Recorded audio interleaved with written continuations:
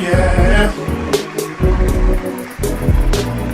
How are you doing on this special day? Keeping your motivation in a special way.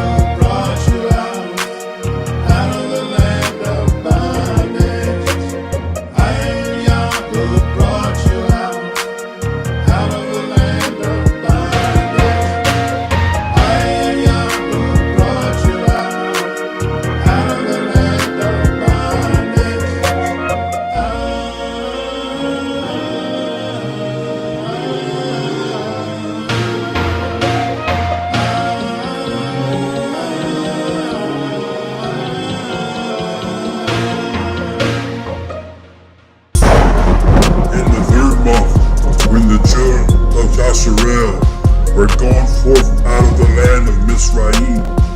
The same day came they into the wilderness of Sinai.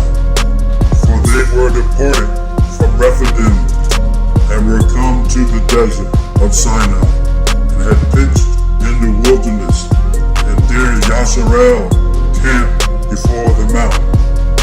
And Shemaiah went up unto Elohim, and Yah called unto him out of the mountain, saying, Thus shalt thou say to the house of Yaakov, and tell the children of Yasharel, You have seen what I did unto the Mizraimites, and how I bore you with eagle's wings, and brought you into myself. Now therefore, if you will obey my voice indeed, and keep my covenant, then you shall be a peculiar treasure unto me, above all people, for all the earth is mine. You shall be unto me a kingdom of priests, and a Kodesh nation. These are the words which thou shalt speak unto the children of Yasharel.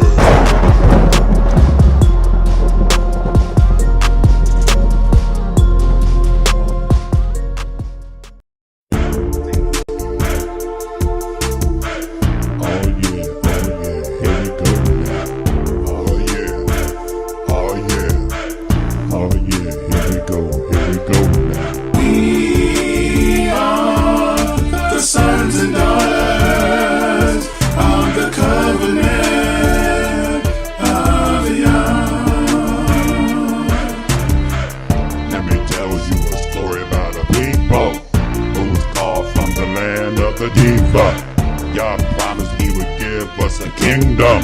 We disobeyed and fell into a syndrome. We are the sons and daughters of the covenant of Yah. Yah said in the lands of our captivity, when we return, he will give us liberty. Return back to our land of nativity, kingdom of priests for the whole wide world to see. Oh yeah. Here we go now.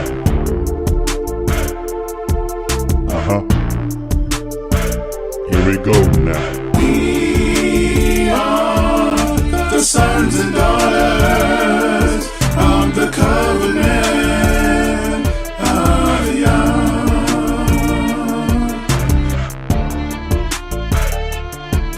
Yeah. Yeah. Yeah. Oh yeah. We are the sons and daughters of the covenant of Yah. We will reign for 1,000 years with him. Kings and priests having God's law with him. We were paying for the trials and tribulations. That's when the world would pay us our full reparations.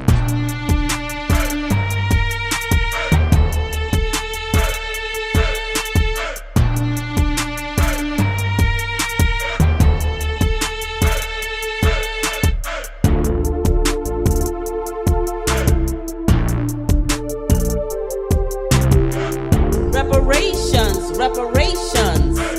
Reparations, reparations, reparations, reparations, reparations, reparations, reparations, reparations, reparations, reparations.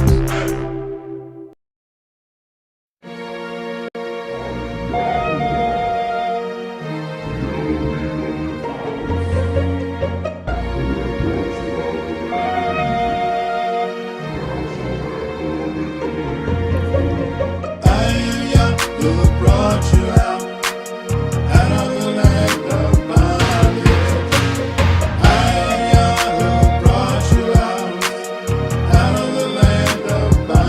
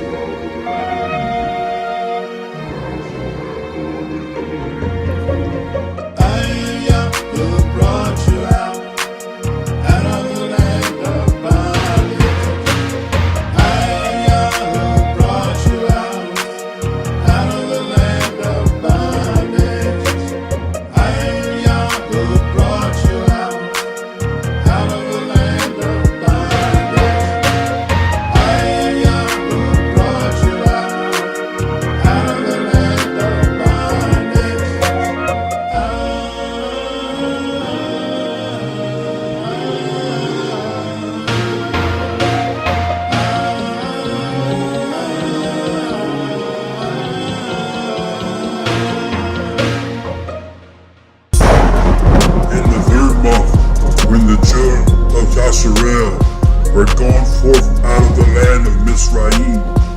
The same day came they into the wilderness of Sinai, for they were departed from Rephidim, and were come to the desert of Sinai, and had pitched in the wilderness, and there Yasharel camped before the mountain. And Shemaiah went up unto Elohim, and Yah called unto him out of the mountain, saying, Thus shalt thou say to the house of Yaakov, and tell the children of Yasharel, You have seen what I did unto the Mizraimites, and how I bore you on eagle's wings, and brought you unto myself. Now therefore, if you will obey my voice indeed, and keep my covenant, then you shall be a peculiar treasure unto me, above all people, for all the earth is mine. You shall be unto me a kingdom of priests, and a Kodesh nation. These are the words which thou shalt speak unto the children of Yasharel.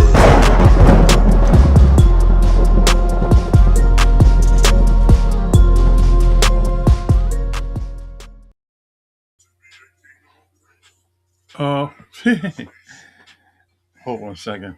Man, this this studio kind of redid everything all over again, but pardon for the interruption.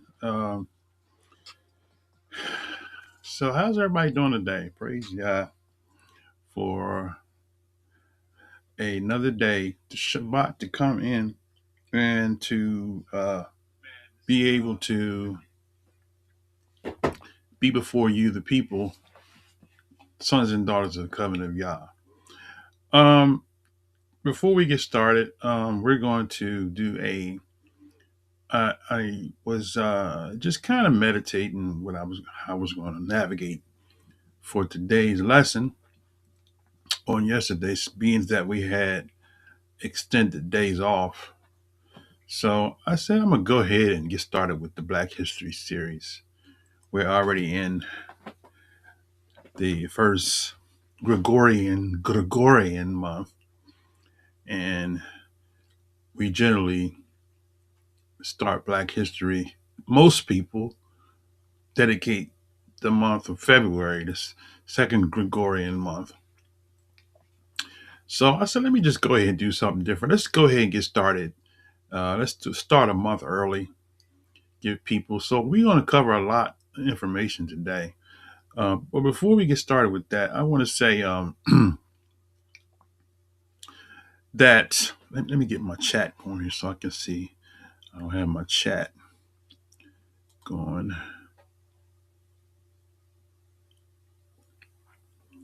Okay, Shabbat Shalom. That's Andre. Good to see you, my brother. And Brother Dookie Dollars. And that was a nice, light to Gentiles. That was nice of him to mention the brethren's names here. So big ups to him. I know his brother, he's motivated and doing the work, and we tried to push traffic over there to his channel. Him being not one of those I don't know, like, where did that come from? Pardon me.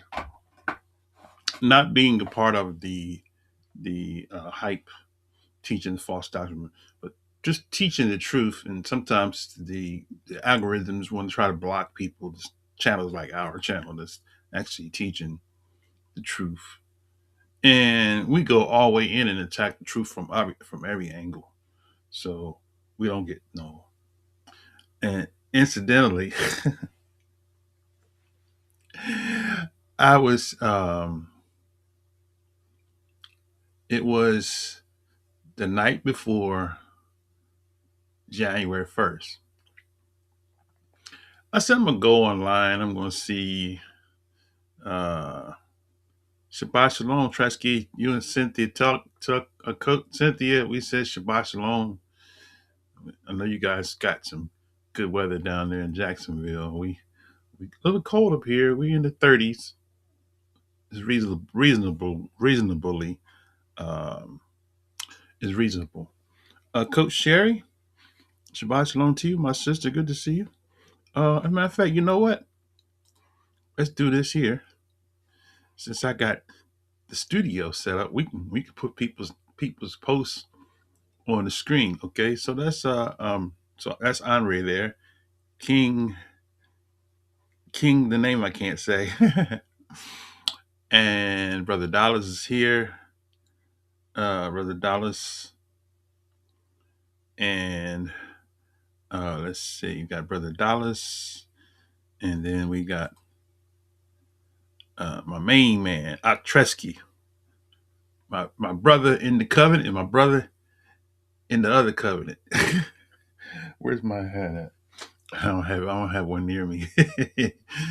Y'all already know. Okay. Yeah, we down. Yeah, we out for the season, but to be expected. But we'll be back. Like Arnold Schwarzenegger, we'll be back. Coach Sherry, yeah, Coach Sherry. Um, Shabbat Shalom to you. She gave me the heart. Praise Yah for the heart. At some point in time, I'm gonna figure out how to get my sound effects back in here. Uh, there's a way to do it.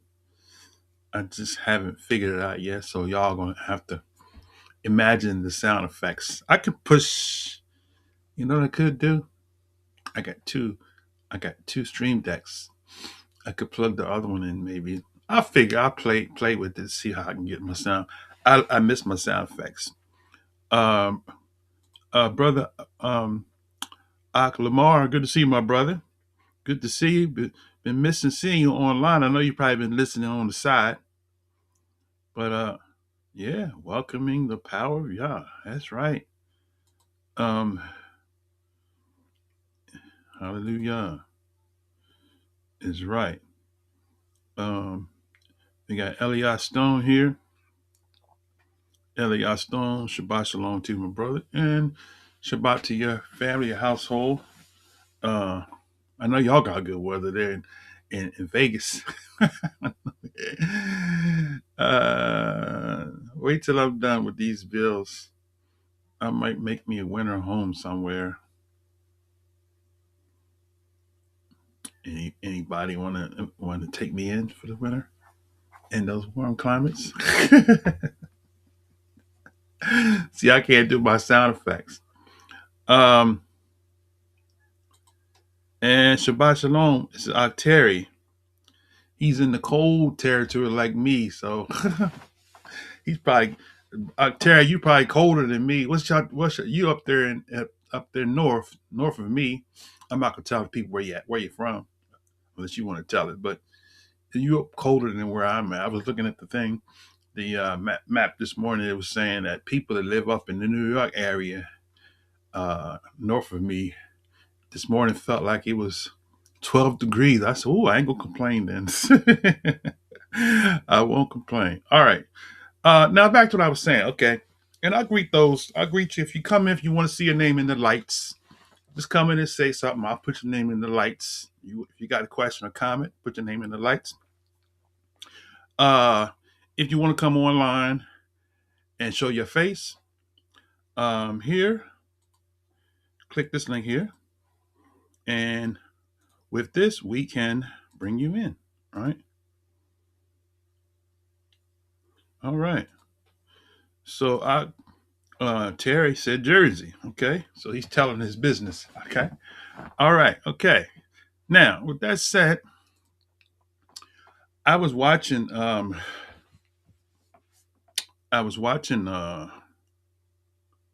let's do this here. Hold on a second. There you go. So we got two channels here. So that's automatic generated comment. So I was online. I mean, it was the night before January 1st.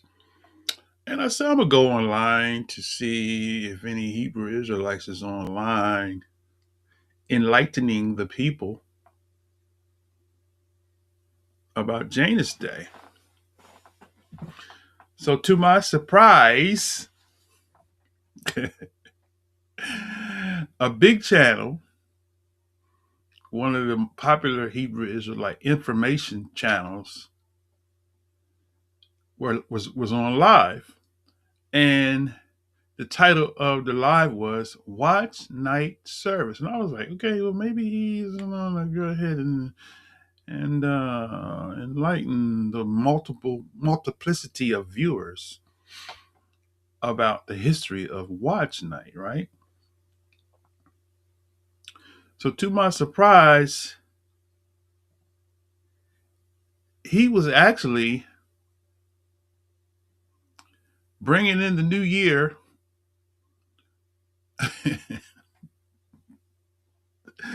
the Gregorian New Year, on a live stream. Now, I remember, and I'm not going to hang in here too long on this because I remember another Moray who's no longer with us. Those you all has been in this walk a long time, you know who I'm talking about. I don't have to say no name. All I gotta say is that they have a funny way of spelling Israelite. But this brother was attacking us for observing the feast days, right? And it was a big thing. We had a big fallout over that, right? We had a big fallout over that. Oh, it says rain, but still nice. I know that's right. I take the rain and the nice weather at the same time. But we had fallout with this brother, and it was a big war going on in the Hebrew Israelite. This was, see, once upon a time, right? And I'm going way back. Moray Josiah could attest to this. Um, we Israelites, even though we had different ways to voice the name,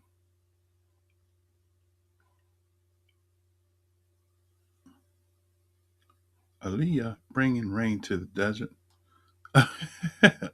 Oh, uh, um,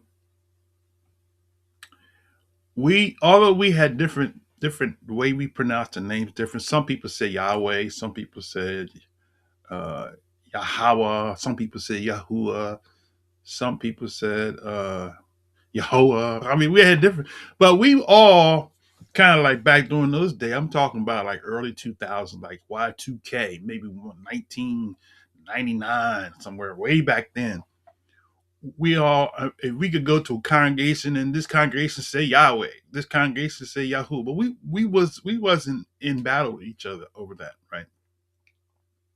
But this brother came along and he said that Yah, this is what he said, Yah showed him that we were sinning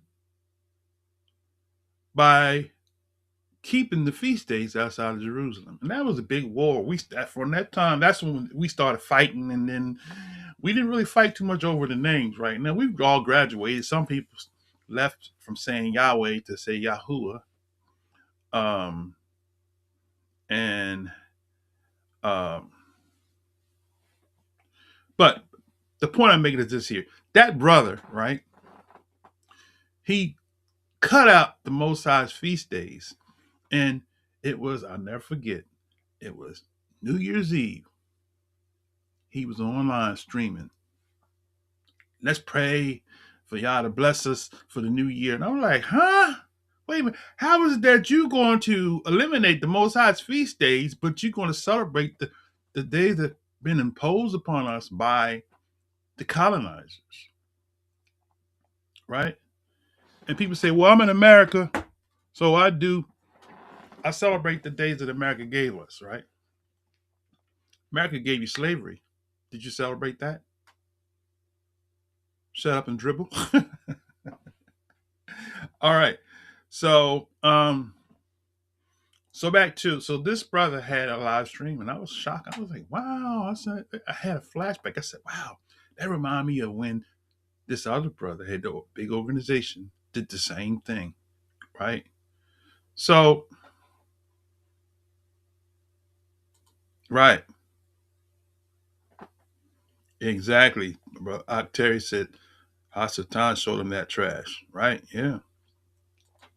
So, I guess the thing I'm trying to point is that without me going to the biblical text and reading it, scriptures, Deuteronomy 30 said that we would return to the covenant.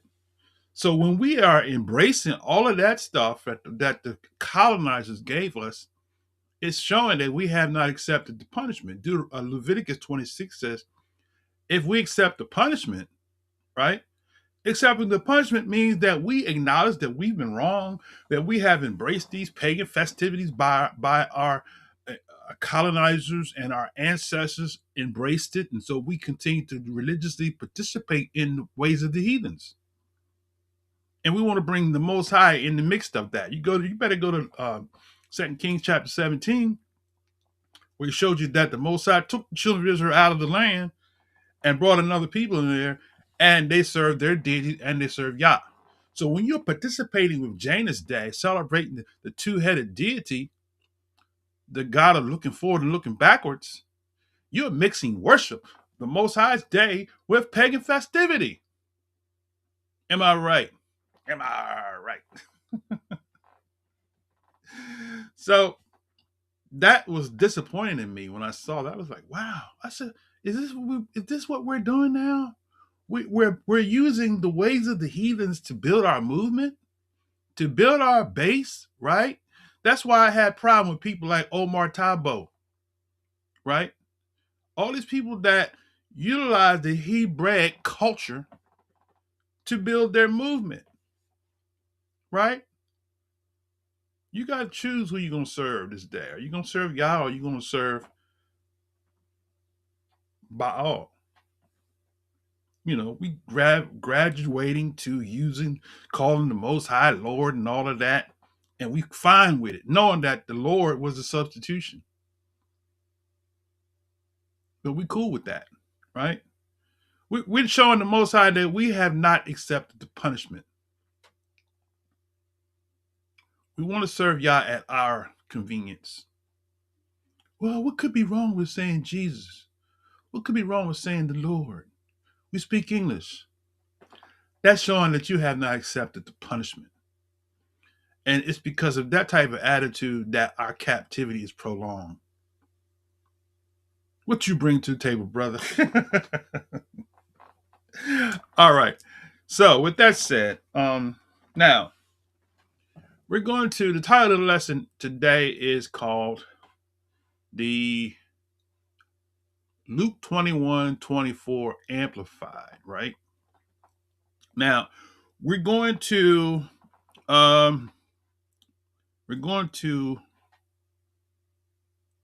that's right. Elias said they are serving their own lust and will deceive others. That's the truth. And that's the truth straightway, as Pastor Dow would say. Okay, now, so we're going to do reverse slave trade. Okay. So we're going to lay a foundation first with Luke 21 because we want to bring some clarity to Luke 21:24.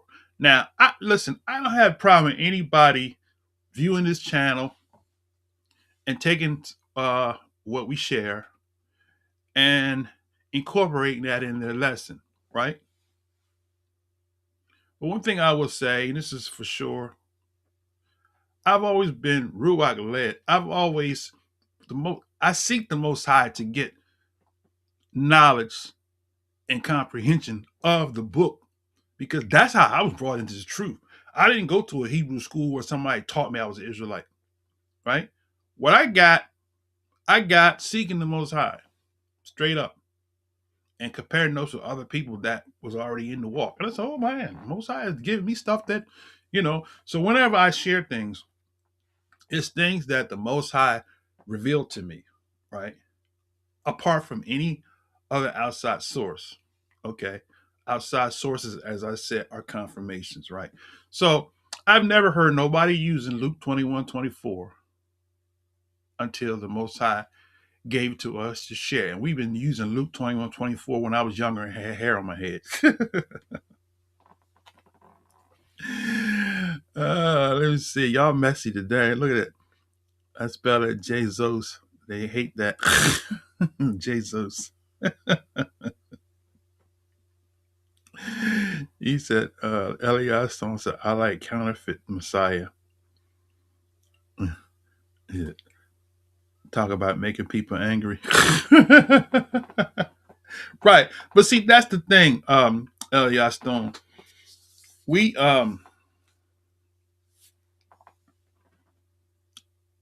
I've seen some numbers, and the heathen population numbers are crashing, the Shemitic numbers are increasing. Yeah. I'm not sure what you mean by that. Um, but the thing is that Yah, the Most High, right? He wants us as his chosen people to come out of Babylon, not to incorporate Babylon, because that's prolonging the captivity, right? We got to come out of it, right? Now, so we're going to go backwards. We're going to do the reverse slave trade in the history month. So invite people.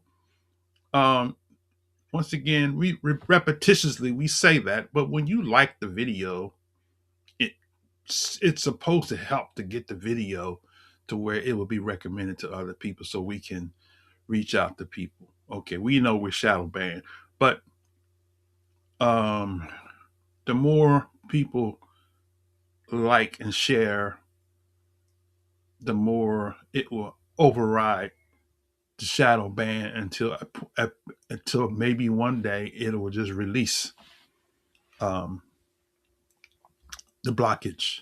Okay.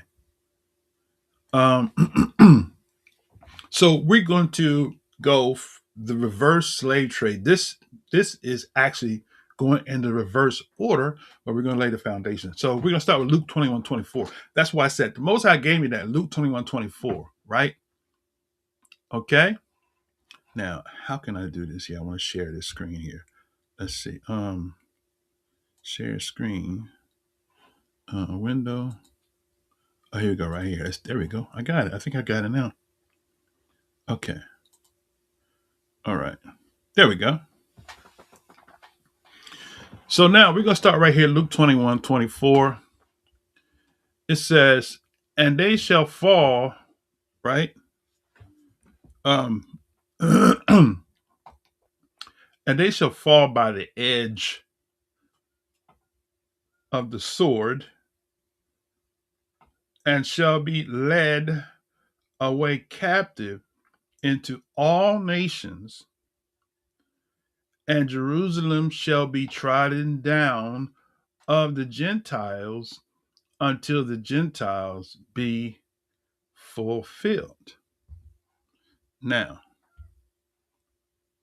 let's see, did I do that right or wrong? Okay. I got to bring myself back in this picture some kind of way.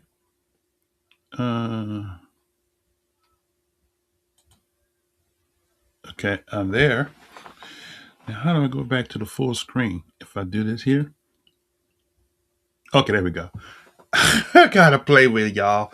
I'll figure it out. Okay, now, so the key thing I want to bring out in that verse there, this is Ruach speaking, gave me this years ago.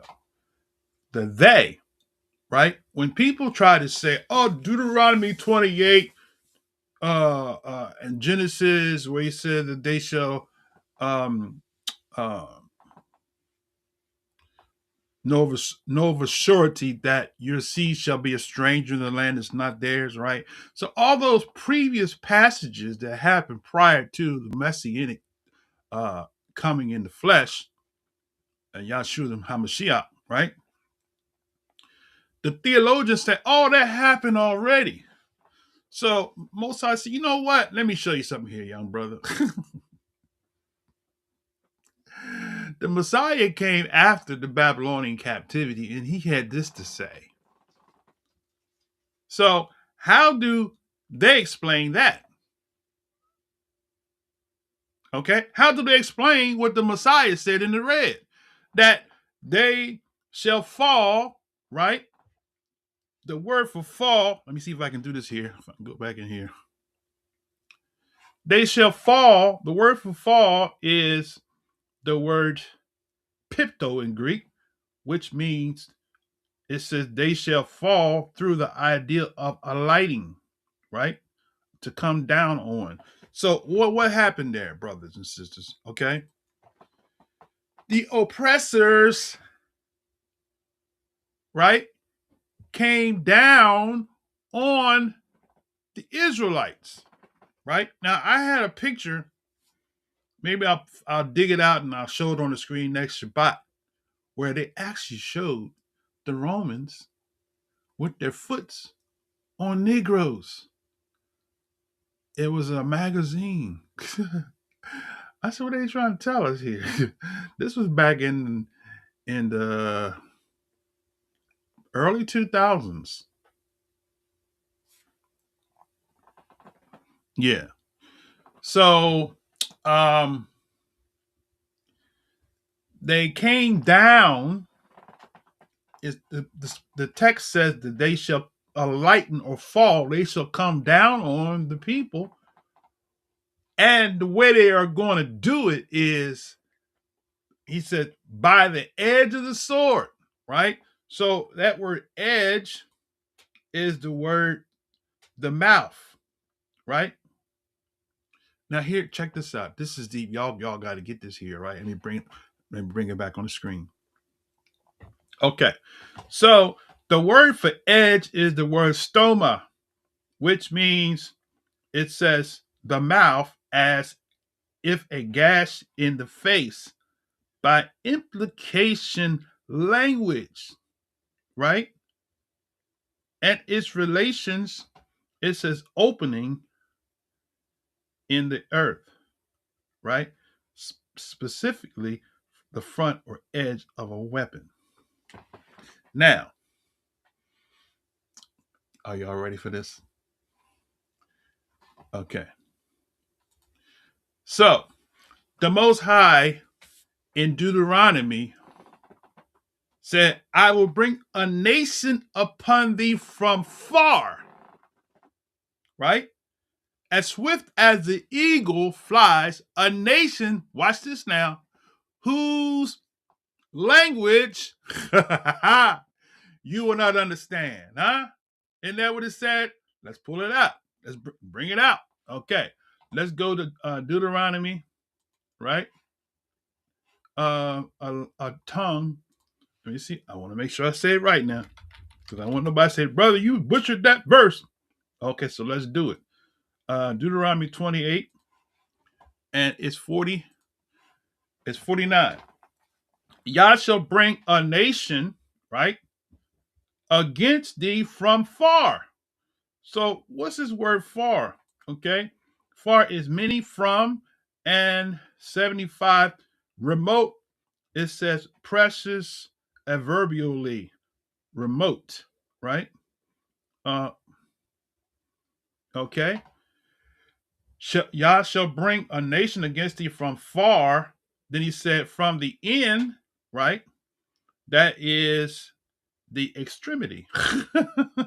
So see, just in case somebody missed it, right?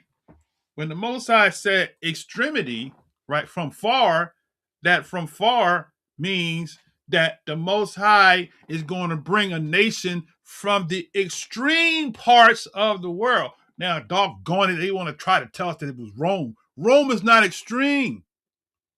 It's not far. It's not the extremity of the earth. And secondly, the Hebrews could understand the Roman language because they were bilinguals. They were under the Roman Empire, right? So to say that that passage is talking about the Romans 70 AD, the Romans taking them to Egypt, that's not it. That's not fulfilling that. we understood, we comprehended that the Egyptian tongue. We also comprehended the Latino tongue because the Israelites during that day that were in Jerusalem, majority, just like in America, right? We done lost our native tongue. We speak the Anglos and Saxons language. What you bringing to the table, brother? All right, now, so let's go back in here, okay? So he says, a nation from far, that's the extremity, that's the word katesh, the extremity, right? Extremity, okay? If you define extremity, it's a word that leaves you to believe that it's something that's far out, something never seen before. Now, Deuteronomy 28 is going to clarify it, and then we're going to go back to Luke 21, and then we're going to go a little further from there. All right. So now, when you go back to Deuteronomy 28, let's finish this out here. He says, Yah shall bring a nation against thee from far, from the end of the earth, the extremity, as swift as the eagle flies, right? So now we do know by certain that the imperial eagle is the symbol of the sons of Japhet. I like to say the way Josiah says it, Japhet. All right? America is his daughter of Rome. Britain, UK, is a daughter of Rome. Some people,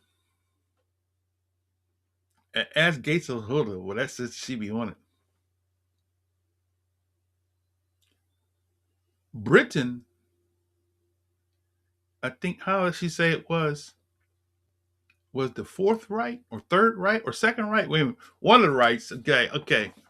I'm gonna leave that with her. Let her do that. But she did a good job on this. She showed the connection, how that Rome extended itself. Roman Empire didn't end.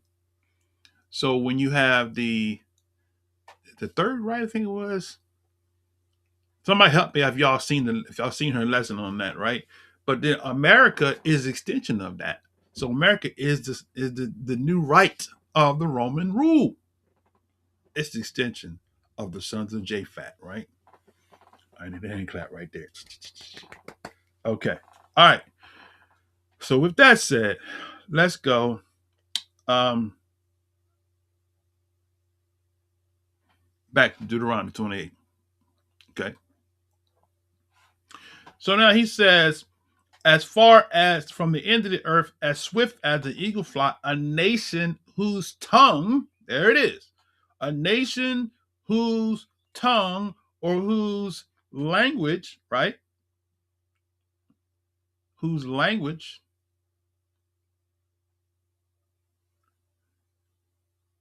whose tongue you shall not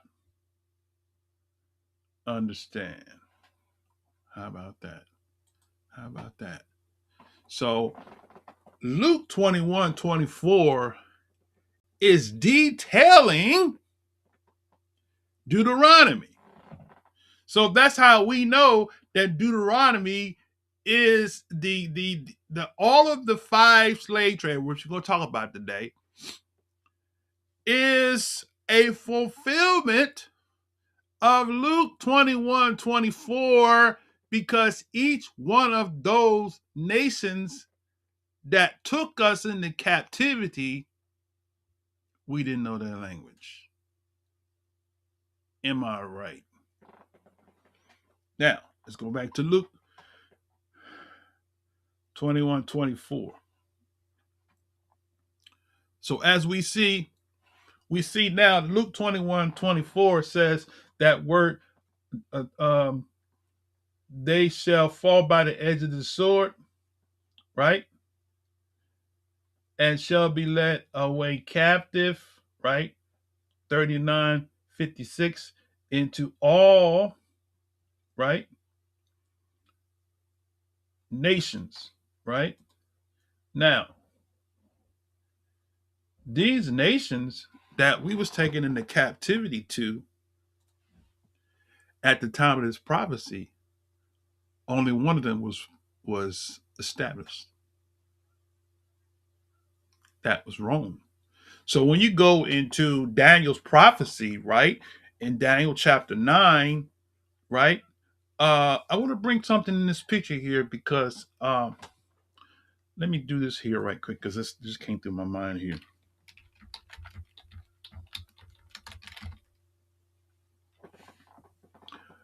Covered this in the previous lesson. Let's go to Zechariah right quick, right? Zechariah 1, right? And I'm not going to read too much. I'm just going to kind of give you the passage there so you can go ahead and look at it and amplify it further. So we're going to start at Zechariah 1:18 and 19. It says here, then I lifted up my eyes and saw and beheld four horns, right?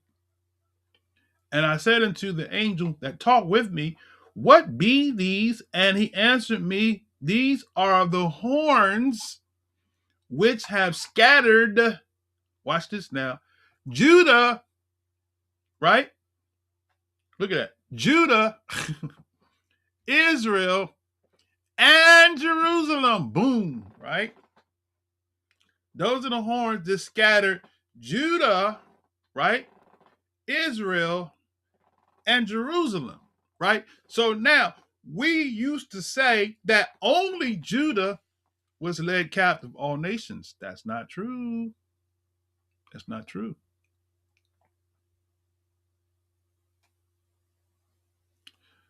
Israel, right, was mixed. So when you say, and kudos to Maury and Josiah for breaking it down. When we see the English word Jew in the biblical text, it's not always referring to the tribe of Judah, right? Sometimes that word is referring to people who lived in the kingdom, who converted to the covenant, that were of another nation. Okay? So,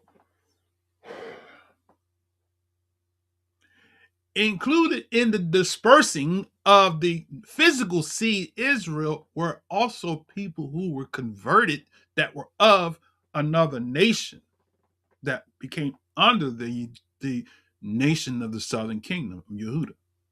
Okay? They weren't physically Israelites by birth, right? Okay, now, with that said, Brother Dollar said, why don't those heathen footnote and tie Luke to what we're doing? You already know the answer to that, right? Okay. All right. Now, so the horns that scattered Yehuda, right? He said the four horns, right? Is scattered. Now, four, I add five because four is north, south, east, and west, right? Okay. All right. Four, north, south, east, and west. So each one of the powers that be took the Israelites from the same landmass in Africa. Check it out. When you go look at the slave trades, each and every one of them, where did they get the people from? They went into Africa and got them. How did they get there? Right? They got there through fleeing, right, from the persecution of the Gentile power. See, you got to know that the Israelites knew the prophecy. They knew that the sons of Japheth, the European powers, was coming to rule. And so what do? They went amongst the people that looked like them to blend in so they could hide from the European powers. And so you got to know, and I'm kind of jumping ahead of myself, but you got to know that when they say Africans so other Africans, that's a theological hogwash to try to discredit the fact that the slave trade was actually prophecy. Okay, now That's it. Let me go back here. Okay, so I'm losing some people. So let me just kind of move on. All right. Um. So those are the horns that scattered. So when Daniel 9 talks about right, um, the 70 weeks determined upon Israel, right? When Daniel also talks about the four powers, right? Right. Talk about Medes and Persians, the Greeks and the Romans, right? And Roman extension, Rome extended, right? Maybe we'll do a lesson called Rome extended. Break it down. Okay. So anyway, so let's go back to Luke 20 and 24. We're gonna move a little further, move a little faster and a little further. Okay, so let's go back. Um, so that there, the four horns were scattered Yehuda, Jerusalem, Israel, and Jerusalem. And Yah showed me the four carpenters. And he said, then said I, what come these to do? And he spoke and saying, these are the horns which have scattered Yehuda, so that no man lift up his head, but these are come to fray them to cast out the horns of the Gentiles, right? Which lifted up their horn over the land of Yehuda to scatter it, right? How about that? So, man, these prophecies, you can ask Gemini, AI, and you got to trick AI. I'm going to show you how I trick AI and Gemini a minute, in a few minutes. How he tried to give me a theological answer, and I trick questioned him. Right? Okay. All right. Now, so let's go back to Luke 21:24. Then we'll go further. Okay. Now, so Luke 21:24. Now we see that Luke 21:24 uh, explains it this way. And they shall fall by the edge of the sword and shall be led away captive, right? So the next part we want to take away is captive, right? They shall be led away captive, right here, right? Captive. So the word captive is the word to make a captive or a prisoner of war, right? So the text is saying that the Israelites that would go into the led captive into all nations would be captured, right, as prisoners of war, right? And they will be sold to the people whose tongue that we don't comprehend, right?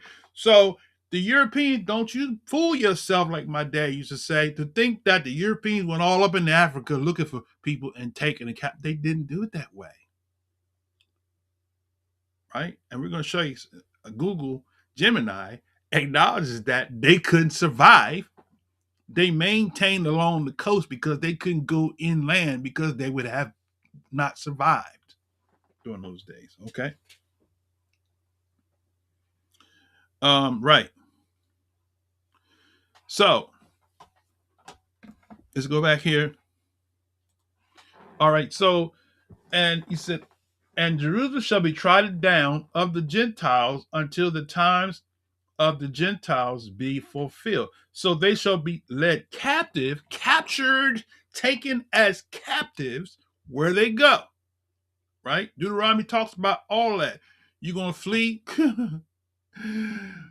you know. So that's what happened. The Israelite nations have been on the run, right? Okay. Led captive into all nations, right? So in the transatlantic end of 5 slave trades, they were captured, right? And led captive, right? Now, when you think about, for my Black history students, when you think about this, right? Why did the ports of the European colonizers go into the coast of Africa to get people, right? Instead of them going to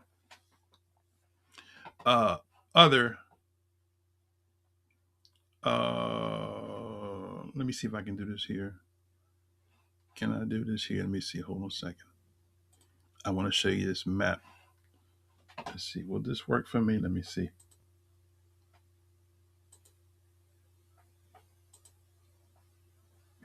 Okay, that's not going to work.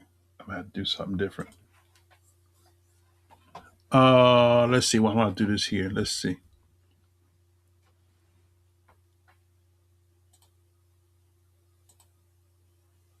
Okay. Let's do it this way. I want to bring this exhibit into play, right? So we're gonna go to archives. Let me see. I want to go to let's see. Hold on a second. Let's bring this map over here real quick.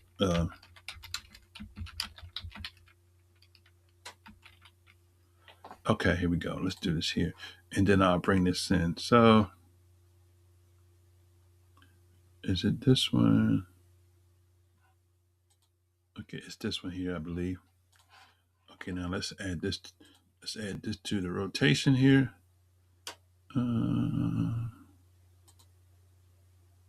Okay, it's this one here I want. Okay, here we go. All right, so we're gonna go right here, right? This is the Negro land map. We're gonna blow it, bring it up full mass, right? And let's see if I can zoom out. So now when you look at this map, good gravy, it's moving too fast.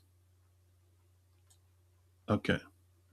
So when you look at this map, right, what do you see here?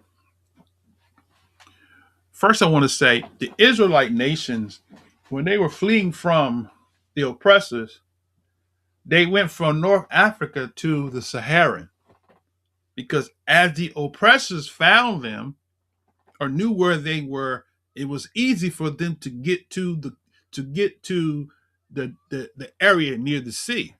So what did the Israelites do, right? The Israelites went down below the Saharan desert because they knew that those European colonizers couldn't come in the land because they couldn't survive. So they went in, right? So therefore, you see this territory that's not along the coast called Negro land, right? Now, when you zoom this in, oh, let's see if I can, let's do the plus button. Okay. So when you zoom this in, now you see on the map, what do you see here? You see the upper or proper Guinea, right?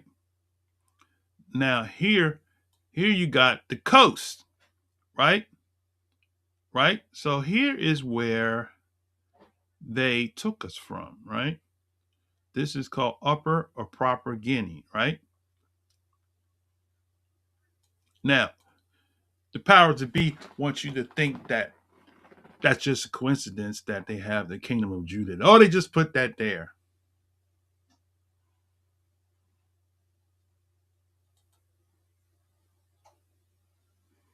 Do you really believe that? That's not a coincidence. Let's look at it again. You see here the Gold Coast, right? Now, living in Chicago, they got a place called the Gold Coast. Guess who don't live there? The Gold Coast, right? This says the Tooth Coast, the Grain Coast, right? This says what the Floop. See that? The Floops, right? Uh, so what was happening here is that Israelites that was living in this territory were a self-sufficient community, right?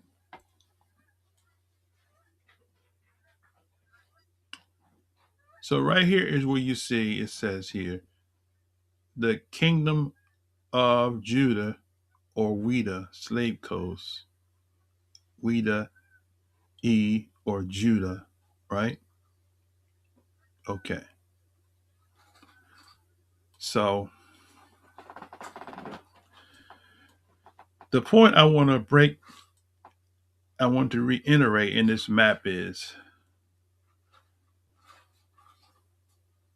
in order for the horns to get Israel, they had to have a hand by, and appreciate that, my brother, because he already knew where I was going. Psalms 83, right? Okay. So these are the people. Now, these are the people um,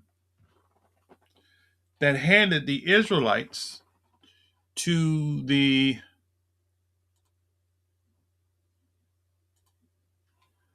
Let me go back in here to my other window here. These are the people that actually handed the Israelites into the hands of the enslavers, right? So let's look at it right quick. Psalms 83, right? It says, verse 3 says, they have taken crafty counsel, right?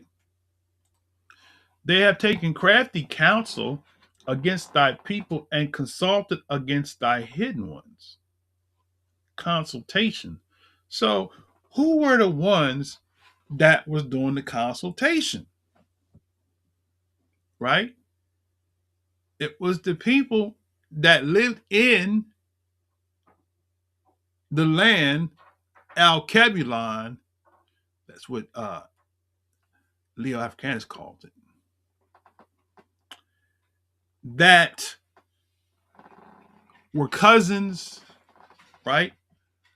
That looked like the Israelites. And they was like, these are the people we're going to capture. Because Luke 21:24 said they shall be led captive. So these other nations who knew who we were, they were our cousins. What did they do? They captured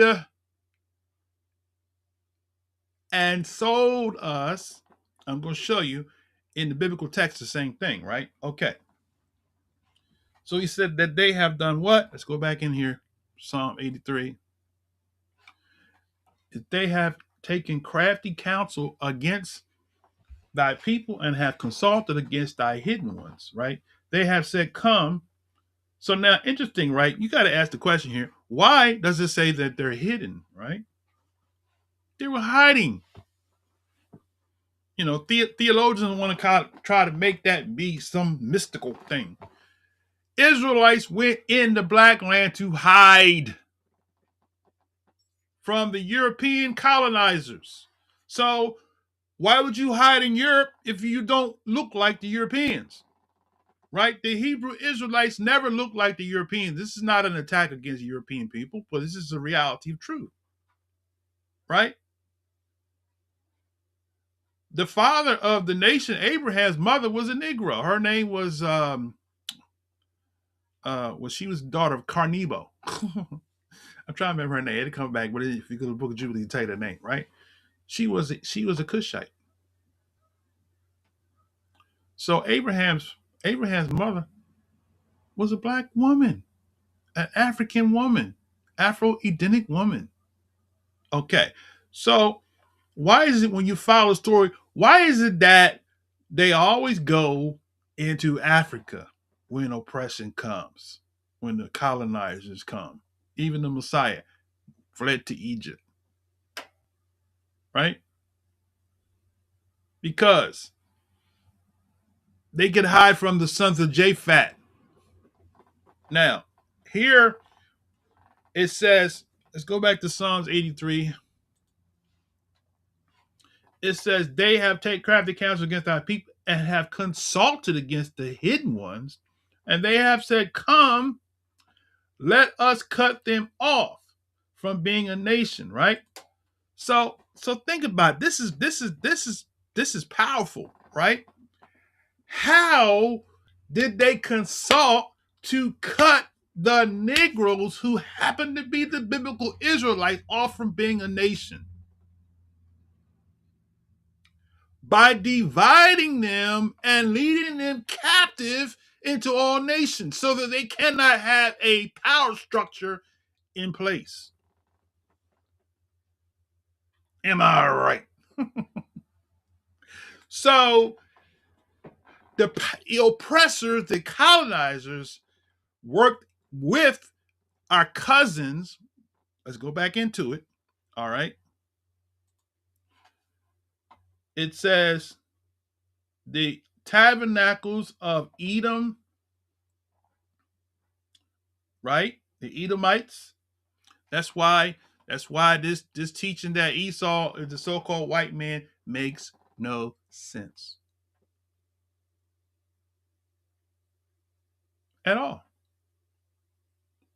Because the white man couldn't make it in Africa. Think about it now. This brother like to the Gentiles when he don't like this part right here. Where did Esau flee, right? When King Dawid came into power. Where did Esau go? Where did his children go? Where did they hide? They were hid in Egypt, just like the Israelites did. Now, if Esau was a so-called white man, and we use the teaching that Israelites hid amongst the Egyptians because they looked like them, then if Esau was white, how could he hide in Egypt from King Dawid? He hid, right? So Esau can't be the white man, because if he's the white man, if he hid amongst Egypt, he would have stuck out like a sore thumb, right? So we know Esau can't be the so-called white man, because Esau wouldn't be going into the black territories to hide from the oppressors himself and to hide from the king of Israel, right? So Esau went to Egypt to hide. His seed went to hide. Esau had alliances with the African kingdoms, right? The Europeans couldn't stand the heat in Africa, so how could Esau be a white man? Okay. Now, let me go further. All right. So Esau, Edomites, Edom, and Ishmael, right? Ishmael, here's another bump in the road, right? How many of y'all here Hebrew Israelite camps say Ishmaelites are the Arabs?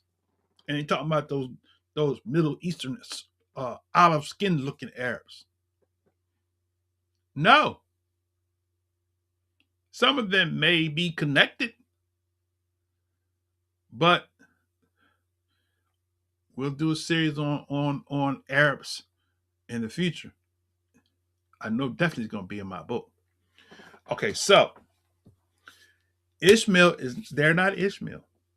Ishmael looks like Israel. So the Ethiopians, the Edomites, right? The Ishmaelites all look like the Israelites, right?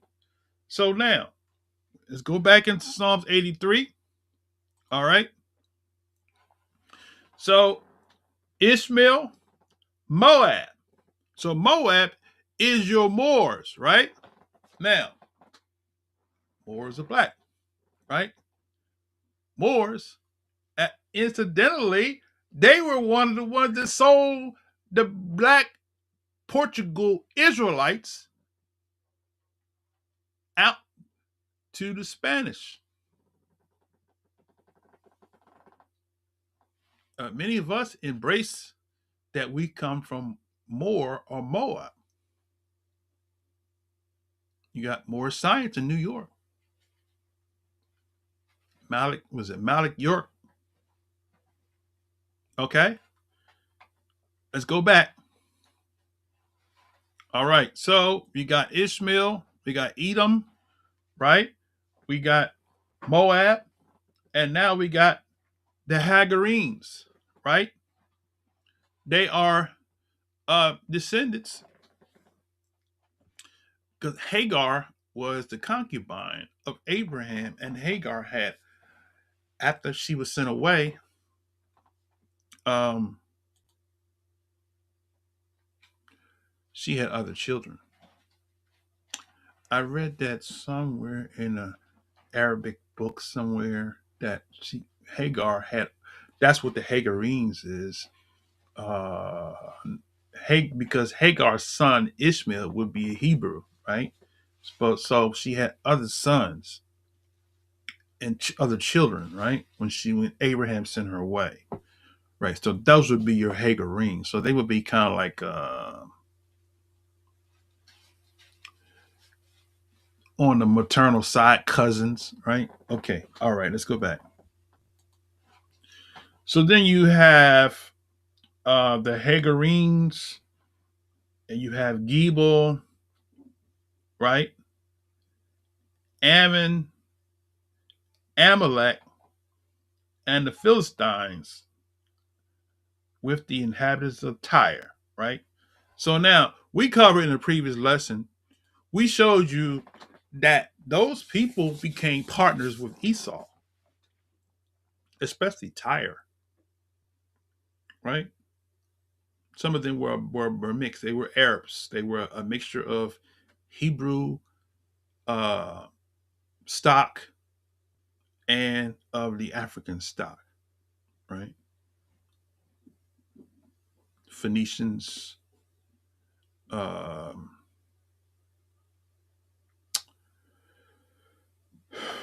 those were the sea people. Because it's kind of complicated but you have to really, really, really research.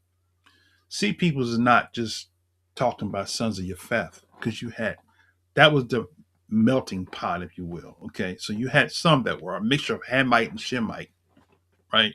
For example, just like Abraham, when Abraham took another wife, Keturah, right? A lot of them were in the land of Al Kebulon that became known as Africa. Majority of them were descendants of Abraham through Keturah. So they were in the land too. So Israel always immigrated amongst people that looked like them to hide from the oppression of the European colonizers, right? Now, so that's where you got those Moray Josiah. Now we deal with this, the Confederacy, right? The Confederate States against Israel.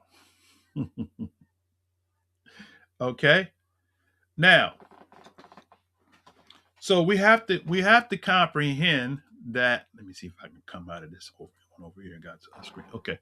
We have to comprehend that the horns that scattered Yehuda only could scatter them, right, with the aid of Psalms 83, right? Now, let me do this here, okay? I'm going to share something with you, conversation. So, I mentioned earlier, I tricked Gemini into telling the truth. So I asked Gemini about. Let me show you the conversation. You all can see the conversation. Let's see if I can switch this back. Okay. This one here I want. I think that's the one I want. Okay. Did I do it? Let's see. I did. Okay, good. Cool. Okay, I'm learning. I'm learning now. I'm learning. You learn today. Okay. All right. So now let's go back. The question I asked was, it was a trick question, right? I said, does Genesis 18 and 18 include America? So what is Genesis 18 and 18, right? Okay. It says Genesis 18, just for those of you that need the reference. I'm not going to bring it on the screen. I'll just read it. It says, seeing that Abraham surely shall become a great and mighty nation, and all nations of the earth shall be blessed in him, right? So my question was, okay, so is America included in those all nations? Because theologians will try to flip the script and put a Mickey in the drink. So when it comes to all nations, it don't mean every nation. It's just meant the known world, right? So that's the theological approach that they came with, right? So now let's go back in here. So I asked that question. He said, in short, yes, America is included in the scope of Genesis 18:18, though it is not mentioned by name. The verse says, seeing that Abraham shall surely become a great and mighty nation, and all the nations of the earth shall be blessed in him. Theologically and historically, this is interpreted in a few specific ways that include modern nations like the United States.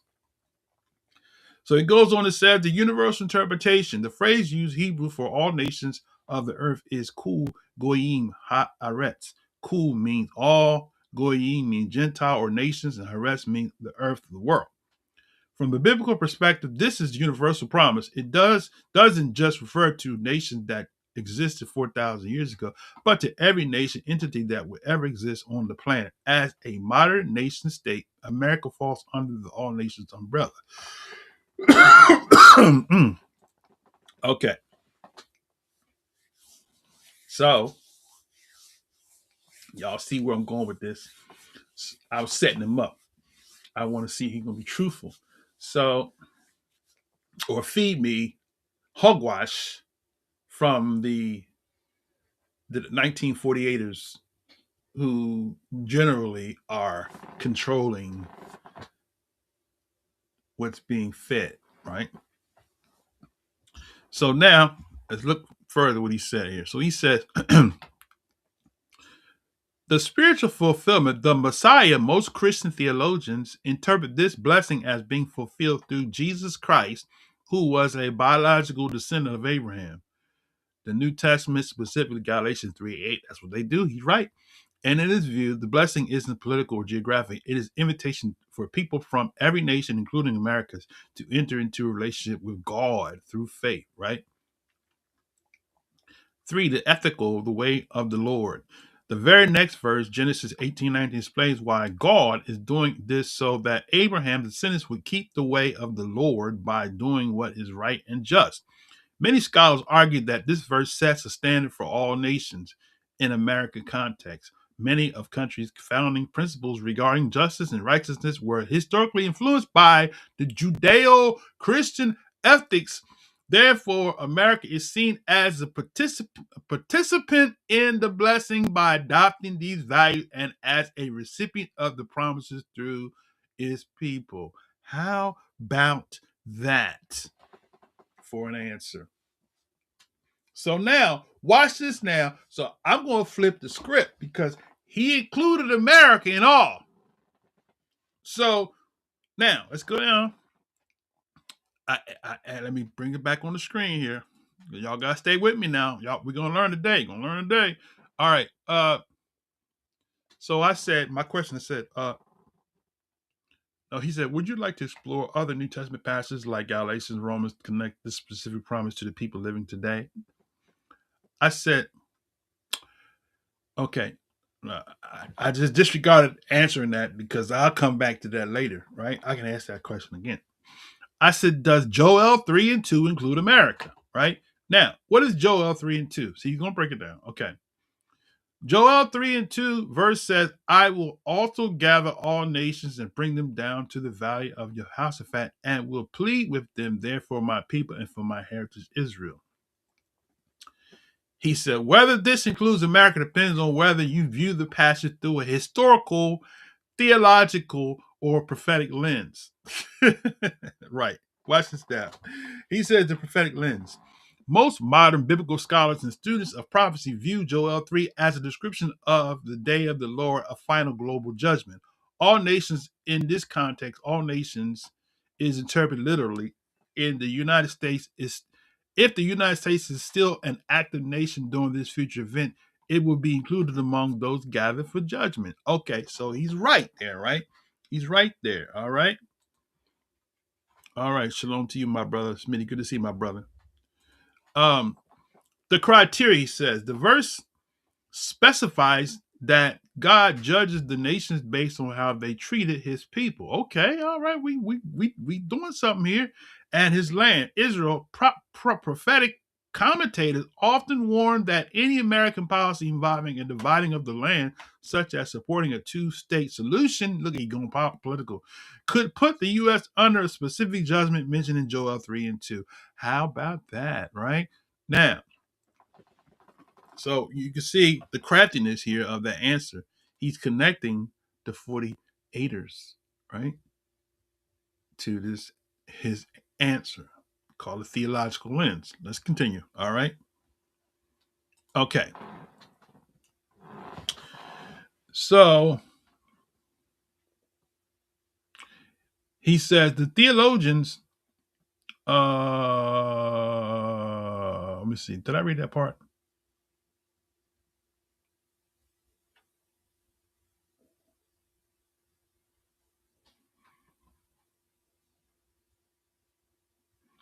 I lost my place.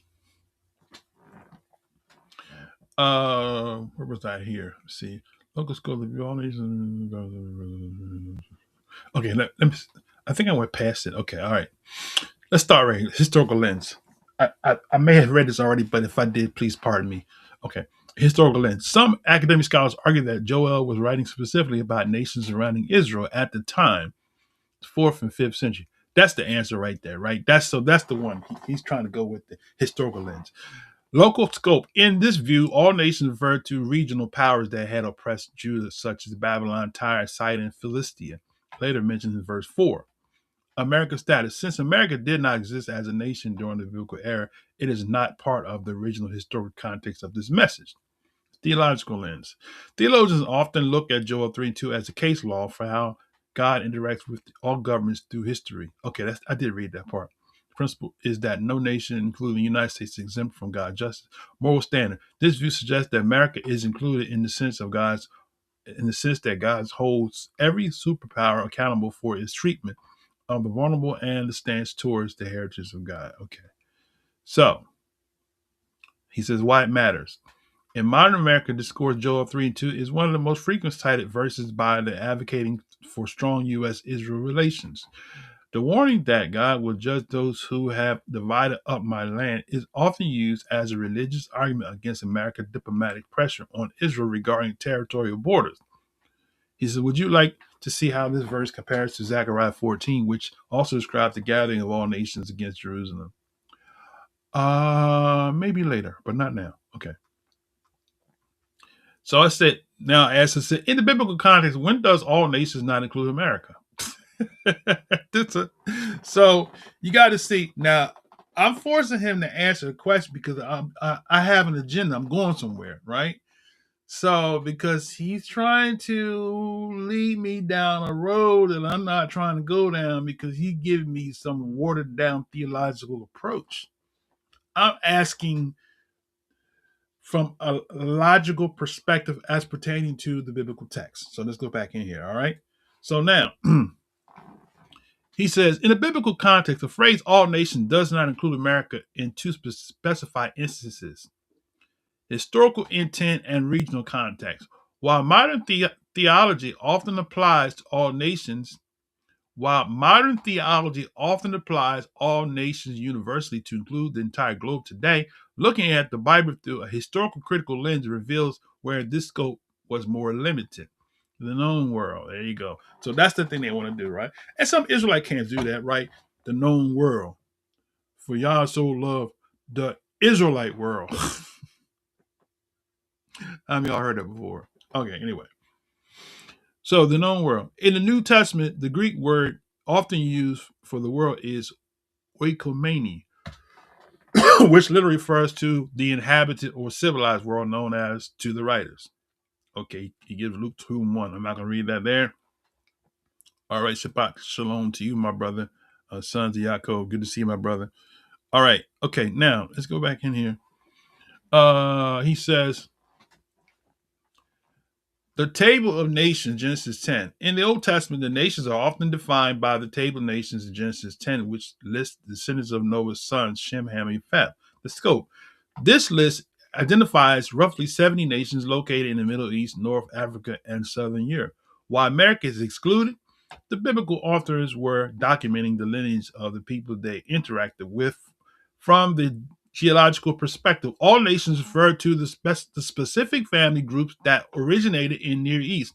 America, as a modern political entity formed thousands of years later, is not part of this specific ancient lineage, right? Okay, now,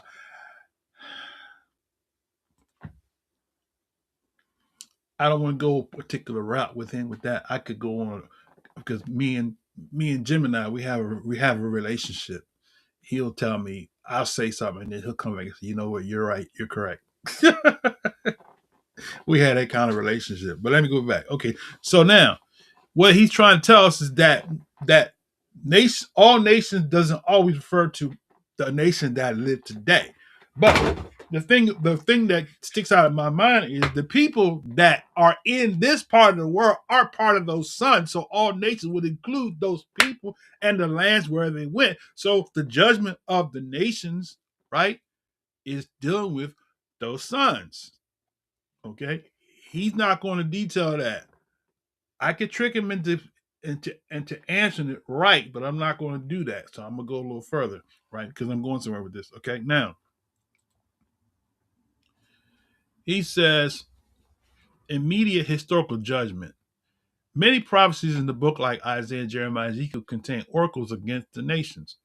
The intent, when the prophet says God is gathering all nations to witness a judgment, i.e., Babylon, Egypt, the all typically refers to temporary superpowers and surrounding kingdom of the specific era, the 8th to 6th centuries BC, right? I totally disagree with that response. Because when you think about it, the Most High knows all things, so why would he exclude a people that from what he foreknew? But I digress. The exclusion, since America did not exist and had no political impact on Israel at the time, it was not the target or audience of these specific historical warnings. So I beg to differ because I can take him down the road. I could ask him a question and tell him, please explain to me Daniel's vision of the King Nebuchadnezzar's vision of the image, right? With the 10 toes. Okay. If he didn't, if the Most High didn't show him the world populated by those same sons who was scattered the globe. Yah shall enlarge your faith, right? And he shall dwell in the tents of Shem. The Most High didn't know that, right? What you bring to the table, brother? All right, now, so he goes on to say, all right, note on hermeneutics. This is a difference between exegesis, that what is meant to the original audience, and application, what means to us today. Most people who say America is in the Bible are applying the spiritual meaning, while historians note that America is a physical absent from the text. So, right, Sons of Jacob said, Genesis 15:13, everywhere we are, the land will be judged correct. That's right. That's right. That's right. You're right about that. Okay. So now, I asked him another question. I said, does Isaiah 2:2 include America? Right? He quotes Isaiah 2:2 says the verse describes the future time. Now it shall come to pass in the last days that the mountains of Yah's house shall be established on the top of the mountain, and all nations shall flow into it. He said, whether this includes America depends on whether you are looking for a literal mention of a spiritual prophetic application. He goes to say, prophetic spiritual inclusion, yes. Most biblical scholars and religious traditions interpret all nations, right, in Isaiah 2:2 as a universal statement. The Messianic age, the prophecy described the last days and time when the entire world acknowledged the God of Israel is this context. All nations is totalizing term. If the United States exists as a nation during this period, it is included in the group that flows to the mountain of Yah to learn his ways. Okay, he goes on to say the spread of the gospel. Many Christians see this verse being fulfilled through the Great Commission, since people from the United States have flowed into a Christian faith, symbolizing by the house of God. They view America as part of the fulfillment of prophecy, right? Okay, now, historical geographic, so you are looking at the Bible as a historical document written in the 8th century BC. America is not included. Hebrew word for the original audience of Isaiah, the nations were the surrounding kingdoms. So he's going back and forth with that. All right, now I'm gonna skip past some of this commentary. I want to get to a specific part. So I said, how does all nations, right, include America in certain theological interpretations and includes it in others?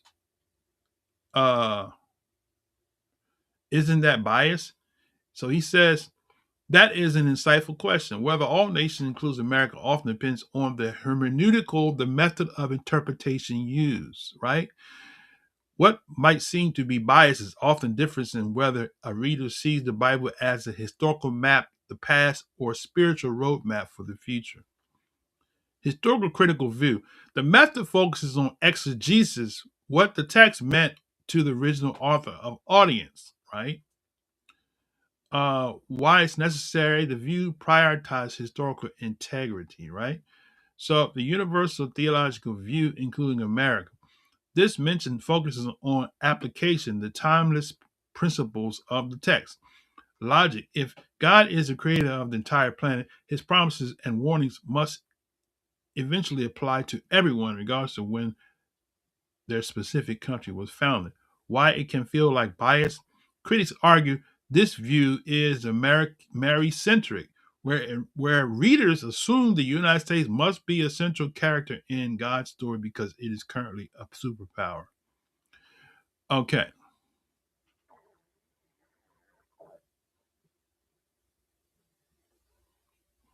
Yeah. Sons of Jacob said, makes you wonder once Yahuwah disassembles these nations with the acceptance of Yasharel, which nation will still claim rights to be an actual nation? That's an excellent point. That's an excellent point. Now,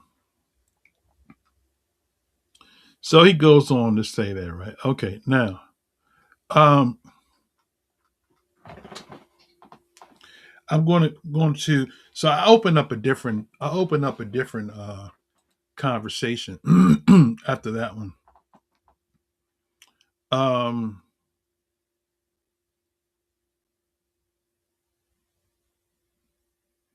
so let's do this here. Let's open this other conversation.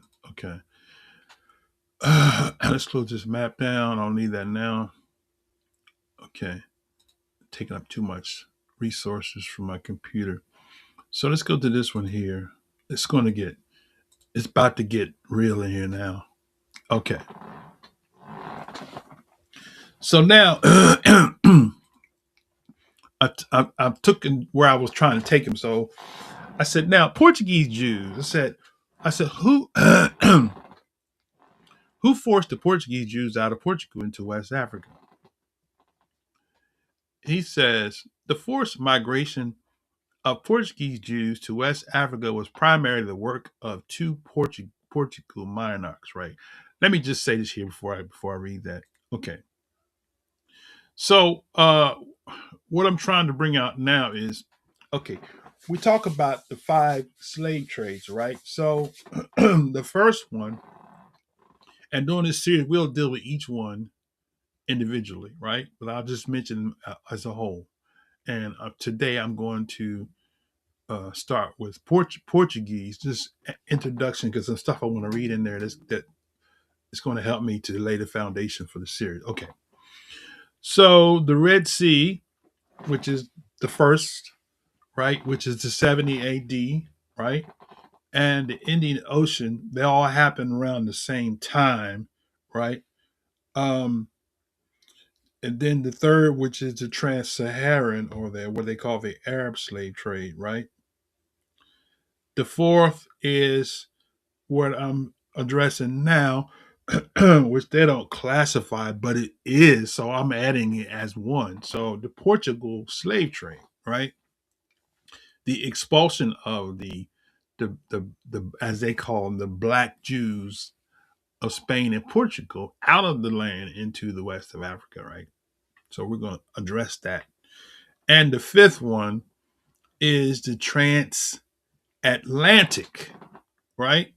So when the Messiah said that they shall be led captive into all nations, those all those trades is documented. They went into Africa and took the people that fled into Africa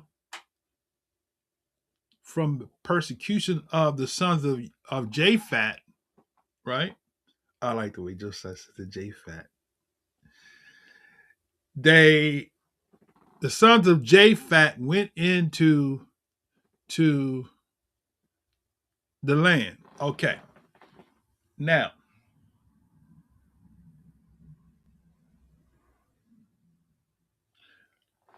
having said that, let's go back to my question there about Portugal, right? All right, so let's do it. So he said the forced migration of Portuguese Jews And the reason why the reason why I'm actually starting with Portuguese is because Portuguese was the father, right, of the 15th century exploits, right, which opened up the way for the the 17th century uh, exploits, and was called the scramble, right? The scramble for Africa. Okay, so the Portuguese were the ones that led that. So more indirectly, more directly, I should say, Luke 24 is more pointing towards that expulsion that started with the Portuguese. That's why I'm starting there. Okay. Now, with that said, let's go back in here. All right.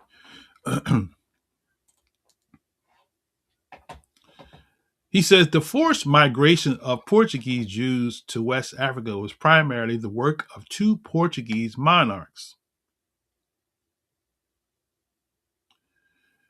King John II, right, and King Manuel I, who used deportation as a tool for colonization and religious cleansing, right? The historical defined by two specific groups, King John II and the children of Sao Tome, 1493. In 1492, when Spain expelled its Jewish population, the Alhambra Decree, approximately 120,000 Jews fled to Portugal. King John II, allowed them to enter but charged a massive entry tax and granted them only a temporary stay of 8 months. So, what are we going to take out of that? Okay. So, in 1492, the Hebrew Israelites, African ethnic Hebrew Israelites, also known as Black Portuguese, were expelled from Spain to Portugal. Okay. 120,000 fled to Portugal.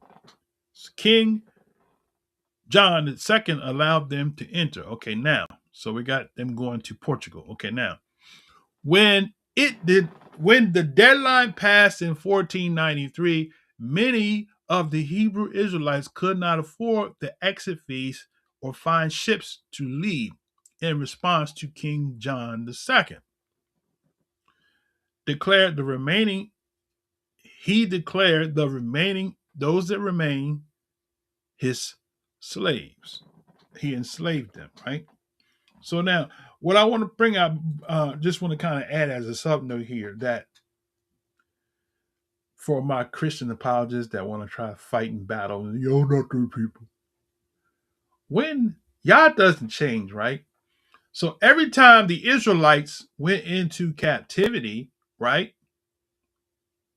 it was a fulfillment of declaration that the Most High said, if you break the covenant, you're going into captivity, right? So why all of a sudden we go from the beginning slave captivity in Egypt, right? And then we go into the land of Canaan, and then we go and do some bad stuff in Judges, and then all these people come and take us in captivity. Then the kingdom gets set up under King Dawid and King Shalomo, and then the kings of the north and the south started becoming pagans, and the Most High allowed them to be taken into captivity, right? Okay. Then during the days of the Mashiach, right, the Messiah said, you're going to be led captive of all nations. So that's a methodology that the Most High used as a judgment against the people. So now we push forward, we get into the 15th century, and now you want to tell me that that's just a coincidence? That the methodology of judgment of the so-called Negroes that was made to be African slaves is a coincidence? You want me to believe that's a coincidence? The Most High used the methodology of enslaving the people of Israel all through the book, and now all of a sudden this happens, and you say, "Oh, this is just a coincidence." It ain't a coincidence. The Most High has always used the same methodology, right? Told our Rabbi, Brother Digital, for that super chat. Hallelujah. Shalom, shalom, shalom, Shabbat shalom. All right. He seems to be the only one that's appreciating the brother on the Shabbat. Don't get mad. Just go in your pocket. That's all. Okay, let me go back in here. All right.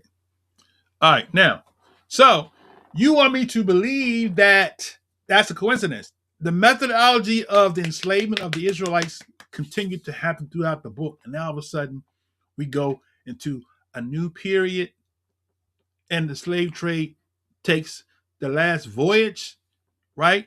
We go from 70 AD, we go through the Red Sea, the Indian Ocean, the Trans-Saharan, the Portugal, and the transatlantic slave trade, and the transatlantic sticks out on its own, or it's just a coincidence, right? The same people being taken into captivity throughout history, but the transatlantic slave trade is just a coincidence.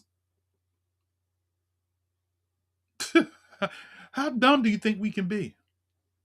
Y'all don't change. So if y'all's method has always been to send his children for disobedience under the oppressors in the enemy's land, then why can't it be the same? Deuteronomy says, among these nations you will have no ease. How do you explain the struggle of the so-called Negroes in all the places where we are?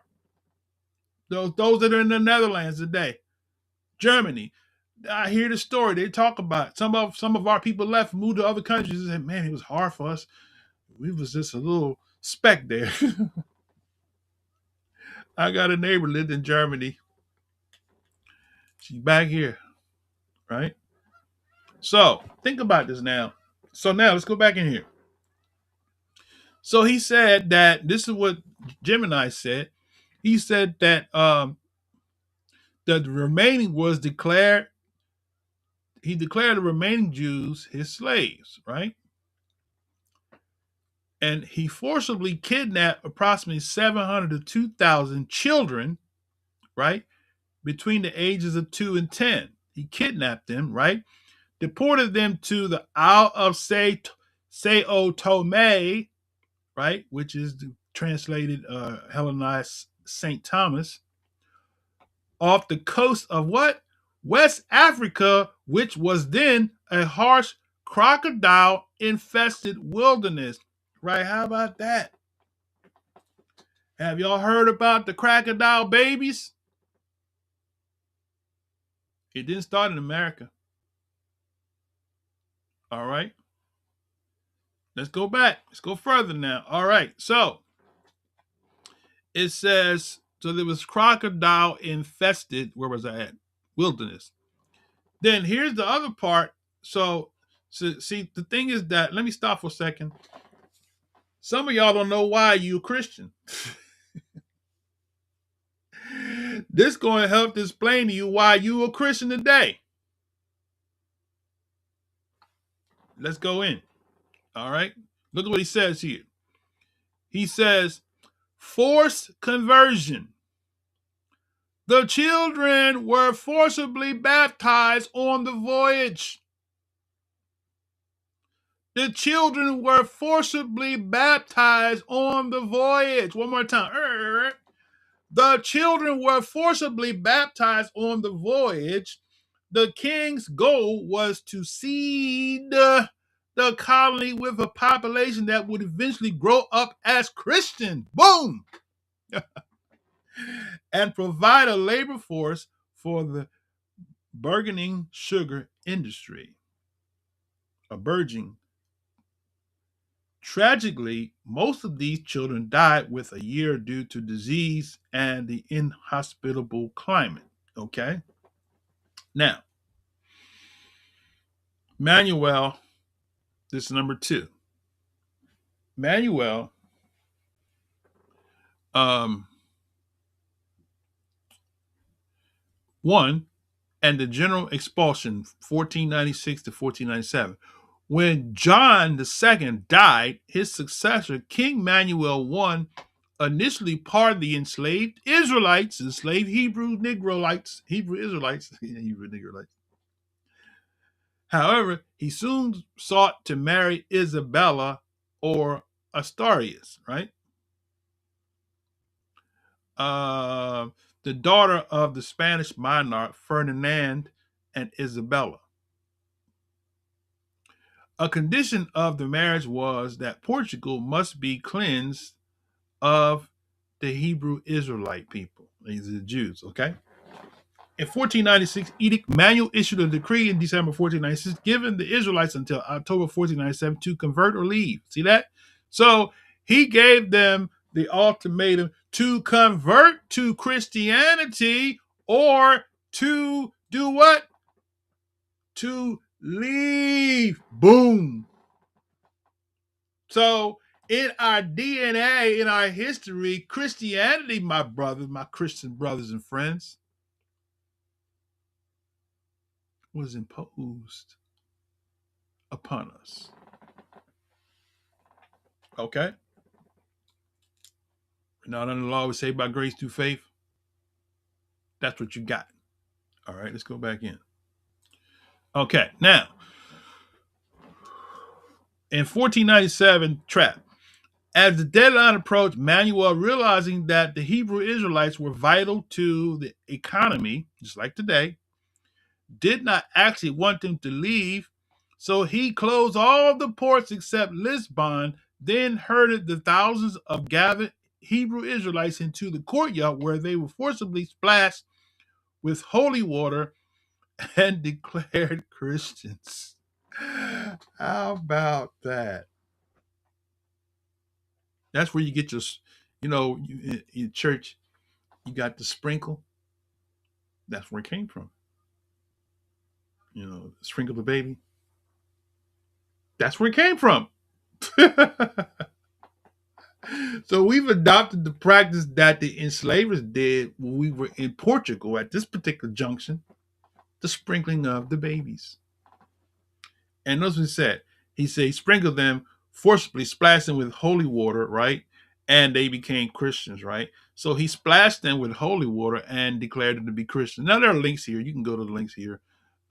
There are actually books. I can give you reference books to that. This stuff I already know, so I'm just kind of going with it. Okay, now, flight to West Africa. Over the following decades, many of these new Christians, conversos, fled the Portuguese Inquisition, established 1536.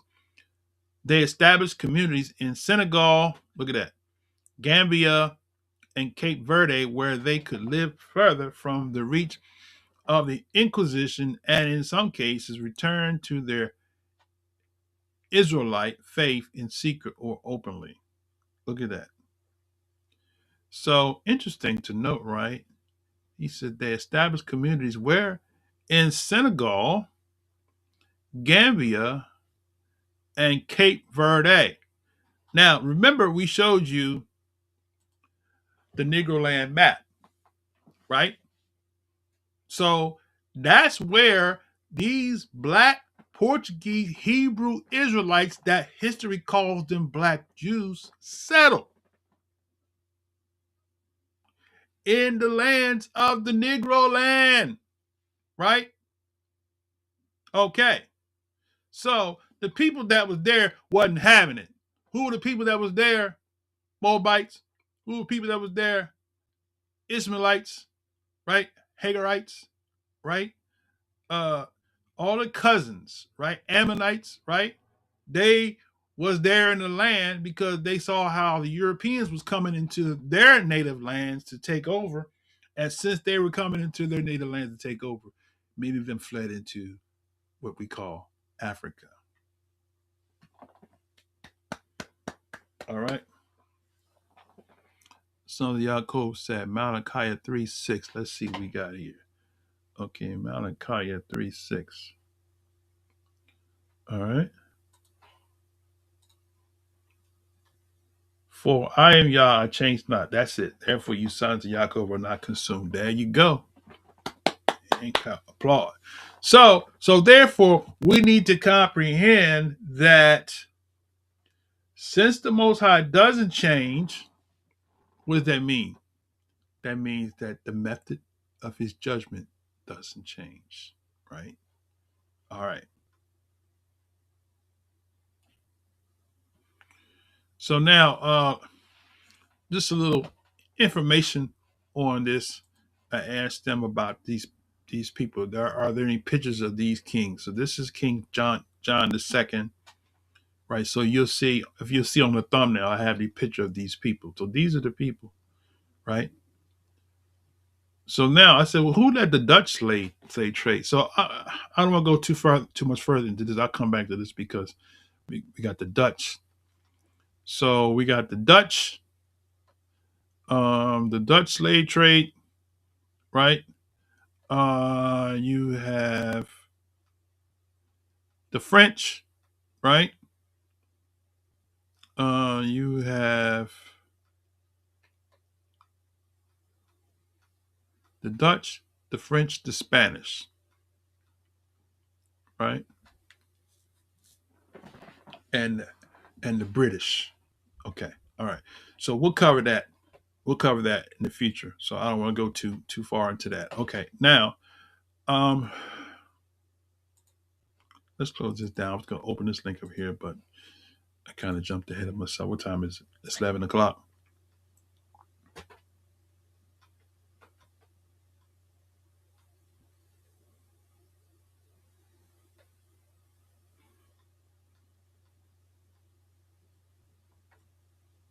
Okay, let's do this one here. We'll close this one here.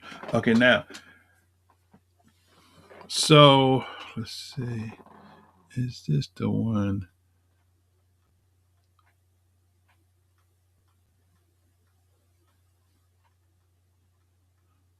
Okay, yeah, this is the one, right? This is the one right here. We'll close this one here. This is the main one here. Okay, all right. So now if we look at this here.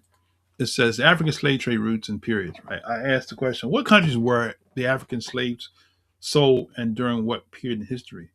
He says the African slave trade was not a single event, but a global network that operated across three major routes: the transatlantic, trans-Saharan, and the Indian Ocean trades. Okay, so he says three: the transatlantic, trans-Saharan, and Indian Ocean trades. These trades collectively displaced millions of Africans over more than a millennium. The destination countries and time periods were varied significantly by route. So this is what so my Black history students, scholars, this is the part you need to teach to your class. That's why they want to take out Black history out of school, because somebody quoted in the video I was watching this week, if you forget the past, you will repeat it.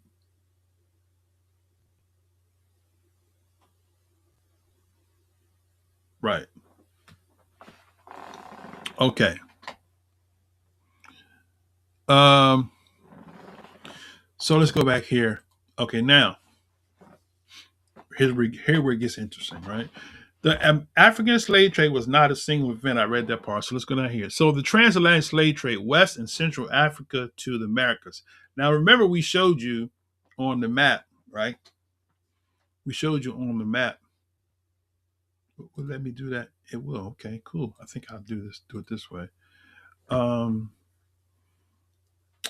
Let's see.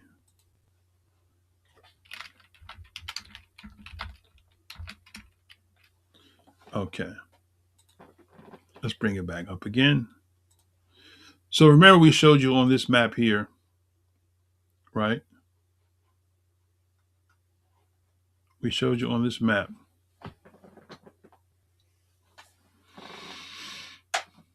where the West Coast, where we were taken from captivity. So we showed you this here. Look at this here. I'll bring it in so you can see it. Let's see if I can pop this up here. So he shows you the Negro land and the upper or proper Guinea, which is what Gemini just told us, right? Where the Portuguese Hebrew Israelite, the Negroes that were Portuguese Hebrew Israelites, right? They came down here into upper or proper Guinea and settled right here. Um, so with that said, let me see.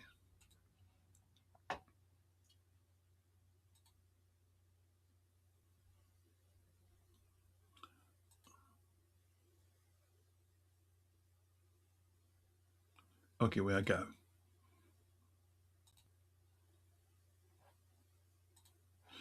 The transatlantic slave trade West and Central Africa to the Americas. This was the largest and most intense migration of enslaved people in history, right?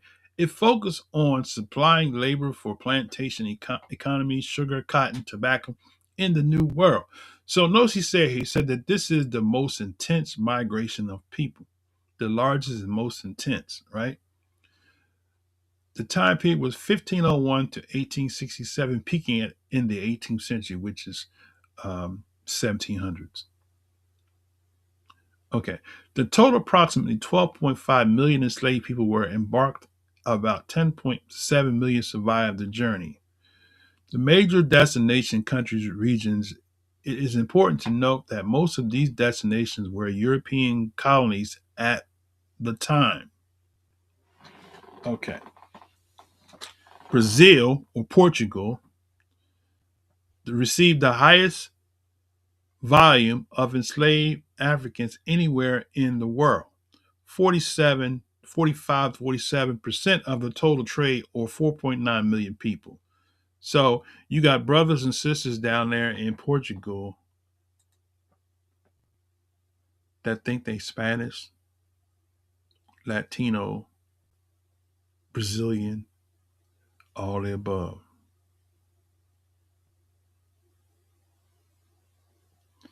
Lion Pride, good to see my brother. Shabbat Shalom. Shabbat Shalom to you, my brother. He's been listening on the PC. That's good. PC is the place to do it.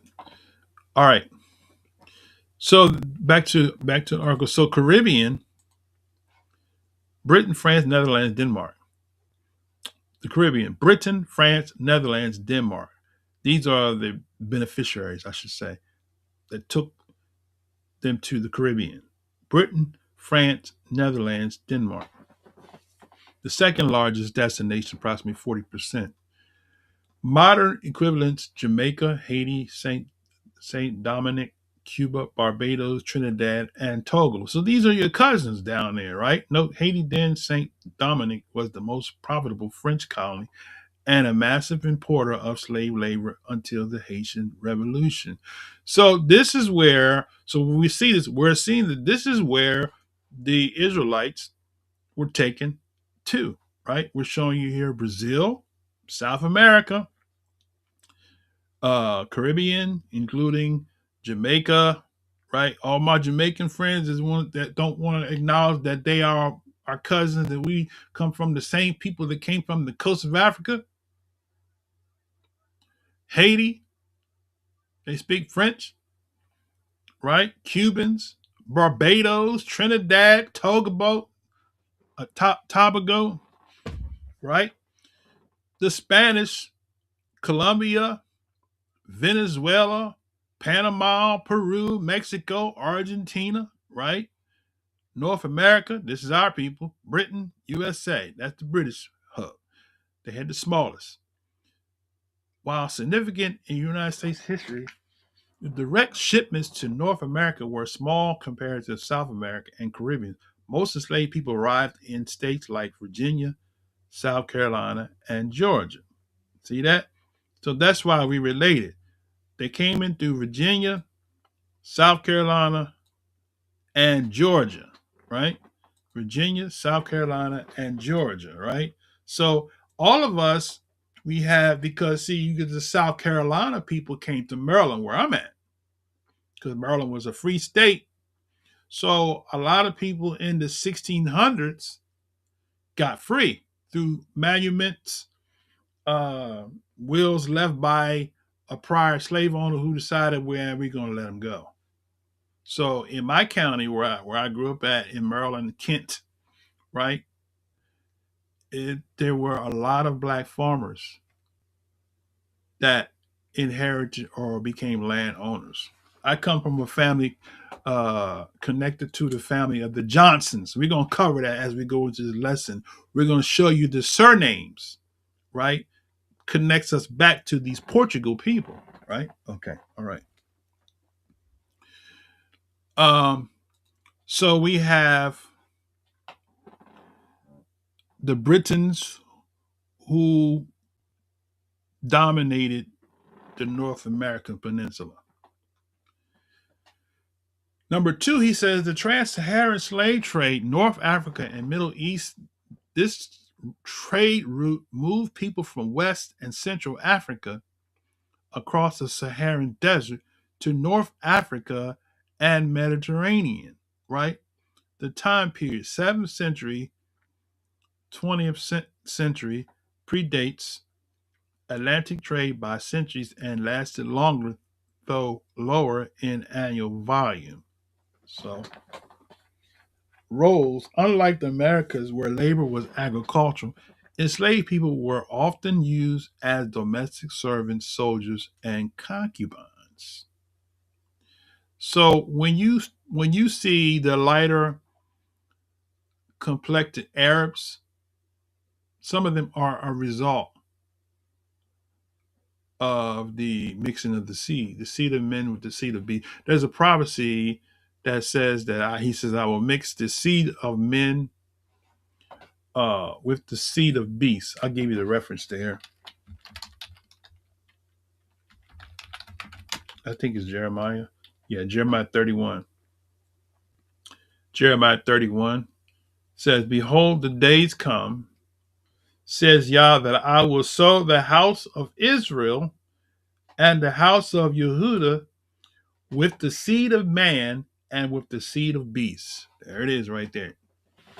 So the Most High sowed the house of Yehudah and Israel with the seed of beasts. How did it happen? Through these slave trades. So thus you have some Arabs, the Indo-Eurasian Arabs, who intermix with the Hamitic, which gave them a lighter hue. So now I want to say this too. The original Arabs of the Trans-Saharan weren't European Arabs. They were the Ishmaelites, right? They were the Moabites, Ammonites, who enslaved their cousins and brought them into Africa, was brought enslaved during the Trans-Saharan slave period. It wasn't until later on that the Persian invasion, right? And you go into the Turks and all of them, right? Those are the Eurocentric Arabs that intermix with the African Edenic Arabs. Okay. That's a whole lesson in itself. But let me go further, okay? So back in here. So you have that it says the roles, unlike America, where labor and agriculture enslaved people, right? Major destination countries, regions. North Africa, Morocco, Algeria, Tunis, Libya, Egypt. So later on, I could ask Gemini a question, but I don't want to. Maybe I'll do that next week. When did the Arabs start to look white? Because originally they didn't. Not in North Africa. There's a time period, we'll cover that next Shabbat prayerfully, when the northern Africans started looking lighter. Is a historical time when that happened. So the people that's there today want you to believe they was always there. No, they were not. There are recent arrivals. Okay? We'll cover that. All right. Now let's go back in here so we can wrap this baby up. Shabbat shalom, Code Visa. Good to see you, my sister. Shabbat shalom. All right. Brother Dollar said, hit the likes. There you go. Told everybody, leave it up there for a minute. All right. So now, you got, now here's what I was talking about. Look, look at this. Major destination countries. It says North Africa, Morocco, Algeria, Tunisia, Libya, and Egypt, right? Then it says the Ottoman Empire, Turkey, and the Balkans, right? So those people today, right, that in Egypt today, they want to say, oh, they kind of have a little, dark eyes, dark hair. They want to say, we the original. No, you're not. You came into the land during the invasion of the Ottomans, right? So you got the Ottomans, right? Ottoman Empire, Turkey, and the Balkans. Then Europe, southern part, Spain, Portugal, and Italy, especially during the medieval period. See that? The oceans, watch this now. The oceans, in the ocean slave trade, East African to Asia. East Africa to Asia. So did you know, right?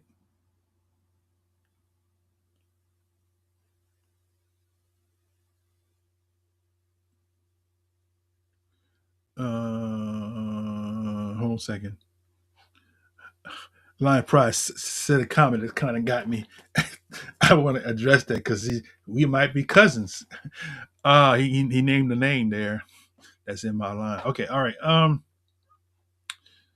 Where was I here? Okay, the Indian Ocean slave trade, right? So now remember what I want to bring out is that remember this, right? You can ask any scholar. Everybody that they enslaved and took to different parts of the world, Luke 21:24 said it. You shall be led captive for all nations. Every person that they brought by force into slavery came out of Africa. It's not a coincidence. That's the same people that followed the same practice that the Most High kept enslaving the Israelites for breaking the covenant. It's nothing new. But you got to be dumbed down to believe that that's an isolated event. It's not. You've been indoctrinated with falsehood. That's what you've been done. They don't want you to know because you're waking up to the truth and returning to the covenant seals the end of their reign. I need a hand clap right there. Am I right? All right, let me get back. Okay, now. So he said the Indian Ocean slave trade took them from East Africa to Asia. This trade route transported people from Swahili coast. How about that? From the Swahili coast, modern day Kenya, Tanzania, Mozambique, across the Indian Ocean, right? So what did they do? They took those African Negroes from Africa and went back to the Middle East.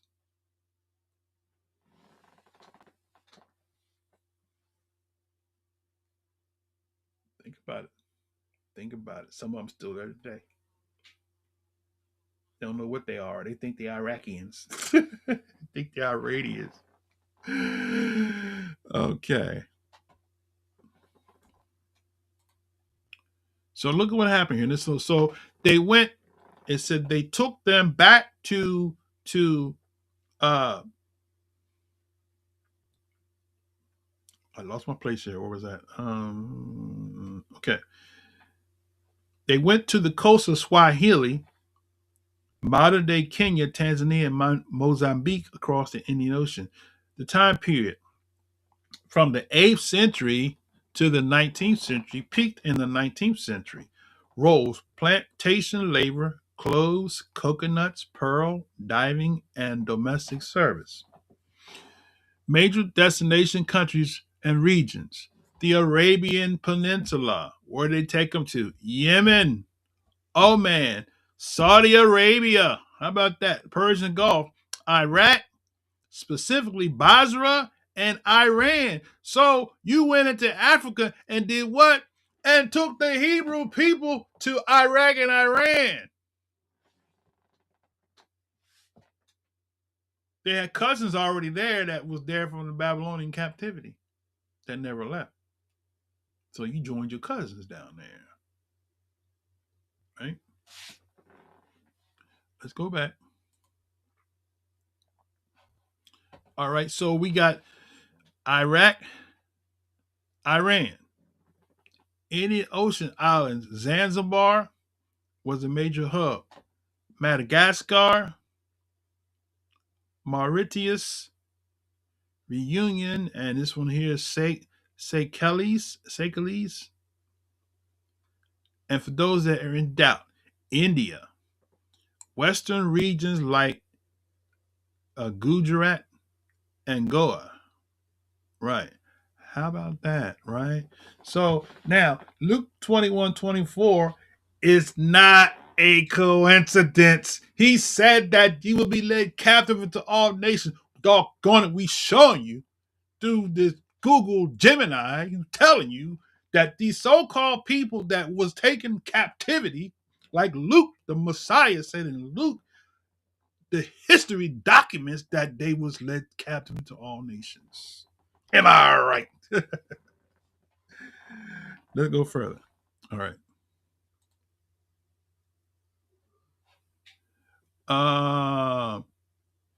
So when did it end? He says, while the trade in human beings was legally abolished by most nations in the 19th century, that is to say, Britain in 1807, U.S. in 1808, Brazil in 1888, the actual illegal sale or transfer of people continued in pockets of the trans-Saharan and Indian Ocean regions well into the 20th century. I believe that. Okay, so I asked, where Africans sold in the Red Sea and Arab slave trades? He said the Red Sea slave trade and the Arab slave trade are often discussed together, but they are involved distinct routes and destinations, right? Okay. In general, the Arab slave trade is a broad term that covers two main routes, the Red Sea route and the Indian Ocean route, right? Moving people from the Nile Valley, look at it, the Red Sea, moving people from where? The Nile Valley and the Horn of Africa into Arabia Peninsula and Egypt. How about that? Boom. The Indian Ocean, moving people from East Africa, Swahili coast to Persian Gulf and India, right? So there you have those two. He said, here are the specific countries and regions where enslaved Africans were sold in these trades. The Red Sea trade, Nile Valley, Horn of Africa, right? The route primarily targeted people from modern day Sudan, underline that, South Sudan, Ethiopia, and Eritrea. So this is the Red Sea. They took these people here. Why these people? Sudan, South Sudan, Ethiopia, and Eritrea. Why did they grab those people? Is it a coincidence that they grabbed those people? Or was it something about why did all the nations decide they want to go into Africa and grab the same people? Why? Why didn't you go to Europe and grab some of them people from the Caucasus Mountains? Huh? We already know. So the same people that Luke 21:24 is talking about, this be them. And these be the horns that scatter Yehuda, Israel, and Jerusalem. Right? Those 5 slave trades, those European powers that had a hand in fulfillment of prophecy is not a coincidence. Don't you fool yourself. All right. Now, so let's go back in here. So he said that the primary targeted people of the modern Sudan, South Sudan, Ethiopia, Eritrea, right? They were marched to ports on the Red Sea and shipped across Arabia. So back to Egypt in ships, right? There you go, right there, Moray Josiah, right? Saudi Arabia, Hejaz and Nej, Jeddah This was the primary gate for enslaved people entering the Arabian Peninsula. It served as a port for the holy cities, Mecca and Medina. These cities were major markets where enslaved people were sold, Mr. Islam. These cities were major markets where enslaved people were sold to pilgrims from all over the Muslim world who would then take them back to their home countries, ranging from Turkey to Indonesia, right? So that explains to you what? How the Indo-European Arabs replace the Afro-Asiatic Arabs.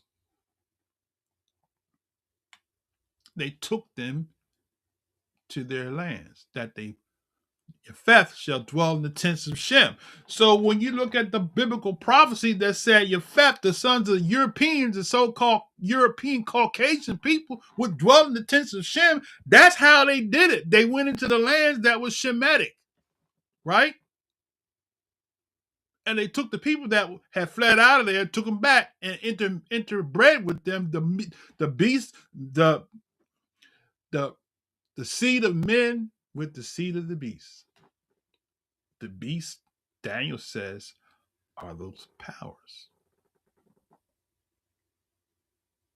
What you bring to the table, brother? Okay, let me go back. All right, let me wrap it up here. Okay, so going further. So you got Mecca, Medina, right? Yemen, Makkah, Aden, major trading hubs where enslaved people were sold for local labor or reported further northeast. Zabid, historically a significant market city for the trade.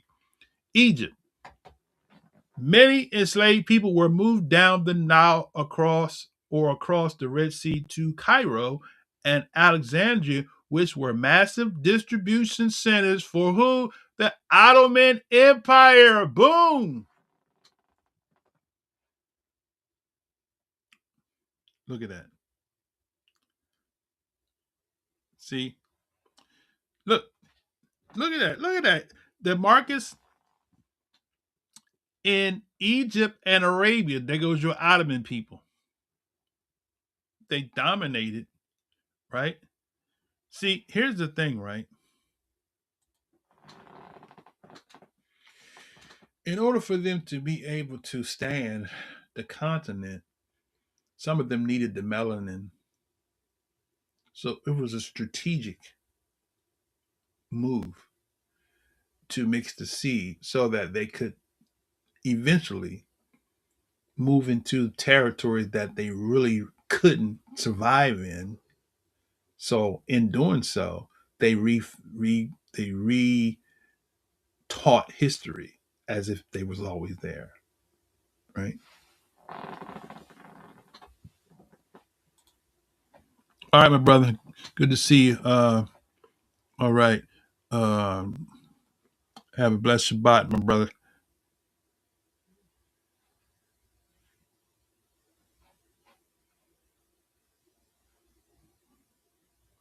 Okay. Somebody want to know where you. Somebody want to know where you tend. So help him out there, brother. Somebody probably want to join you. All right. Let me see. Where am I here? Okay. All right. Let's try to wrap it up here. All right. We almost finished. Okay. Ottoman. So Ottoman, we did that. Ottoman. They had markets in Egypt. So remember, Deuteronomy 20 says, "You shall go back to Egypt in ships." How about that? There we go. Right there. They had markets in Egypt and Arabia and enslaved Africans, particularly men castrated as eunuchs and women for harems, um, where were sent to Istanbul and Ottoman cities in the Balkans and Anatolia. The Indian Ocean Arabs trade Swahili coast. This route focused on Zan or Bantu peoples. How about that? Ron Dalton. From modern day Kenya, Tanzania, and Mozambique, the trade was dominated largely by a Sultanate of Oman, which moved its capital to Zanzibar in the 19th century. Zanzibar, Tanzania, before reaching their final destination, most enslaved people were first sold in great slave markets, Stone Town, Zanzibar, It was the main hub where Arab traders purchased captives to ship further north. See that? Oman, Muscat, the primary destination distribution center in the Gulf. Omanis were the master of mariners of this trade. Persian Gulf, Iraq, Iran, UAE, United Arab Immigrants, Bahrain, Iraq, Basra. Large numbers of enslaved Africans were sold here, famously leading to the Zan Rebellion, the major slave revolt of the 9th century. They were often used to drain salt marshes. Iran sold in southern parts of Bandar Abbas Afro-Iranian communities. The Afro-Iranians still exist in these regions today. How about that? Pearl diving banks in modern day Bahrain, Qatar, and United Arab Emirates. Enslaved men were sold specifically to work as pearl divers in the dangerous pearl industry. Then you have India and Pakistan. Enslaved Africans known as Sidis and Habshis were sold in Gujarat, India, and the Makran coast or Pakistan. Unlike in the Americas, some Sidis rose to become elite soldiers, admirals, and even rulers, e.g., the Sidi Nawabs of Janjira. Okay? All right. Now, after he said all of that, right? So here's where we'll close. Bring us back to Luke 21:24. I said, watch this. So this was the trick here, okay? I said, Luke 21:24 says that the Jews would be led captive to all nations. When did that happen? Watch what he says here.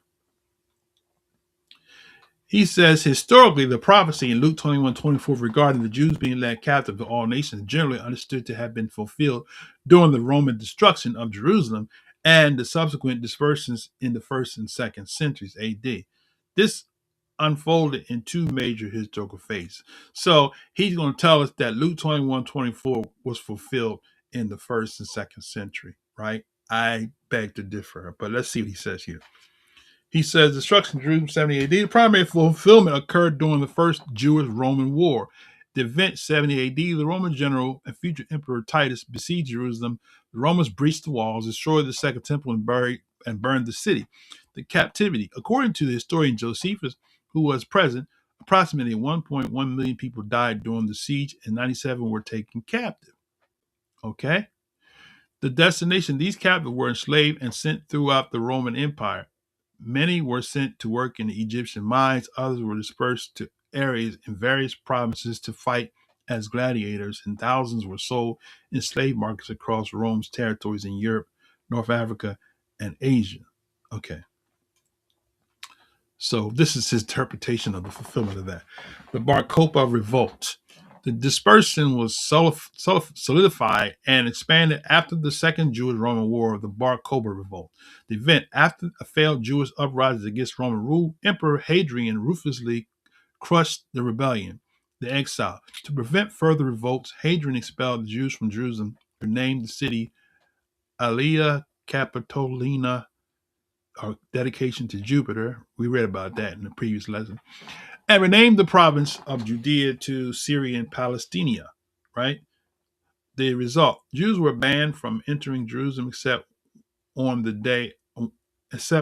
one day a year, Tisha B'Aviv, and were scattered further into the Roman world and beyond. This marked the beginning of the major diaspora where a Jewish community became established in Europe, Babylon, modern Iraq, and North Africa, remaining without a sovereign state until 1948. How about that? See, he's trying to put some stuff in the game, right? All right. And he said the times of the Gentiles. The verse 21:24 includes by saying Jerusalem will be trampled by the Gentiles until the time the Gentiles were fulfilled. Historians and theologians note that from 70 AD until the 20th century, Jerusalem remained almost exclusively under the political control of non-Jewish powers, Romans, Byzantines, Muslims, Crusaders, Ottomans, and the British, which aligns with the trampling described in the text. Next step.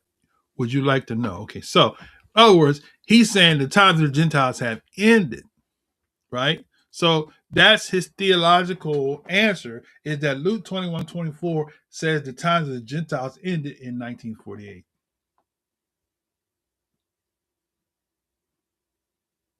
So how did it end if the sons of Japheth, who are known as Ashkenazis, the son of Gomer, are in the land, right? Now Dante Forson, he a bad dude. He, he went down that road and he got them to acknowledge that they were Gentiles. I would mess, I would mess, I would mess with Gemini on that, but Dante did a good job with that. So he giving us hogwash, because if Luke 21:24 said that they will be led captive into all nations, right? And uh and Jerusalem be trodden down by the Gentiles. If you connect them to being the Gentiles, then we can see that Luke 21:24 has been proven to be true, that these people who we have declared are these 1948ers, who we have declared are the people of the book, is fulfilling Luke 21:24 and fulfilling Genesis, where it says, Japheth shall dwell in the tents of Shem. All right. Now,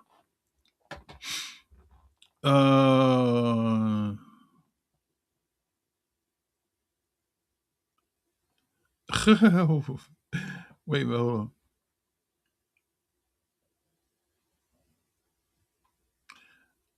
Y'all got, let me see.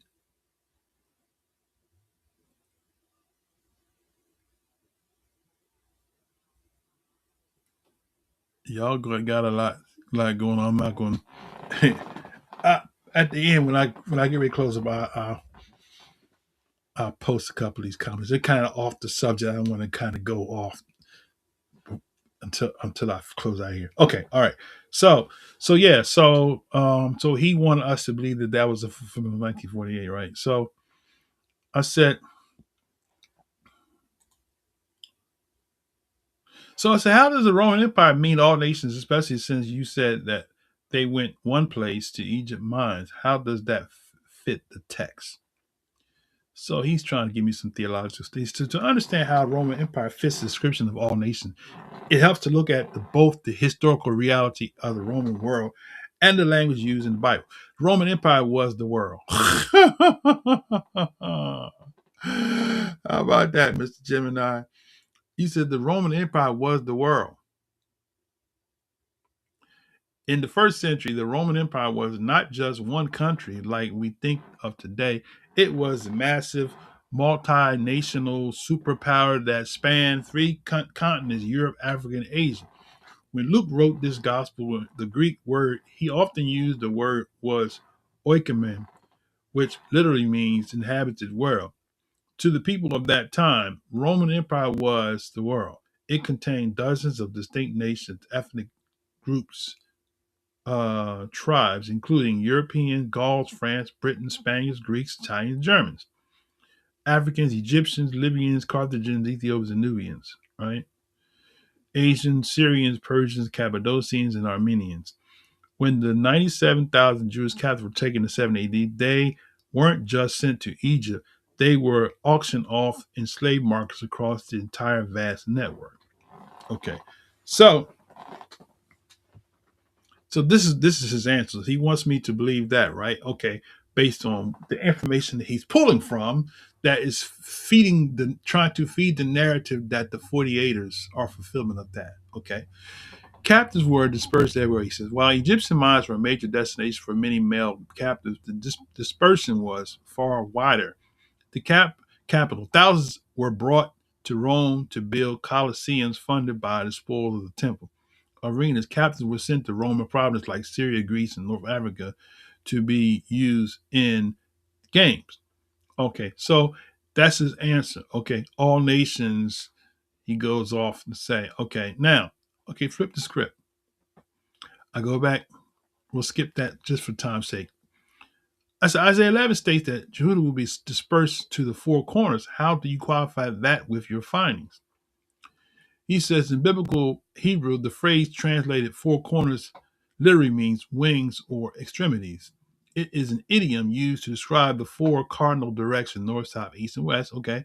When you compare the text of Isaiah with the historical dispersion, the four corners are qualified by specific regions and types of labor we discussed earlier. He goes on specific geographic to Isaiah 11 corners. He said north Hamath, south Egypt, east Assyria, and west islands of the sea, Mediterranean islands of Europe. So that's what he wants to believe, right?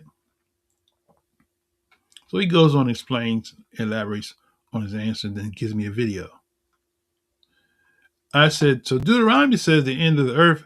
How do you explain that one? Deuteronomy 28:64 speaks of being scattered from one end of the earth to another. It is using a Hebrew idiom. Oh, it's using a Hebrew idiom now. This designed to convey totally the maximum distance, right? Okay. Then he goes on and explains that, right? Ships, mechanism. Ships were the primary way to reach the ends of the earth. Okay. So I said Deuteronomy 30, Deuteronomy also states that it would be a nation from far whose tongue you will not understand. Who does that equate to your references? He said, to see how this equates to history and my previous reference, we have to look at the linguistic family tree of the ancient Near East. Why tongue matters. So he goes on through a spill. I'm gonna expedite past all this here.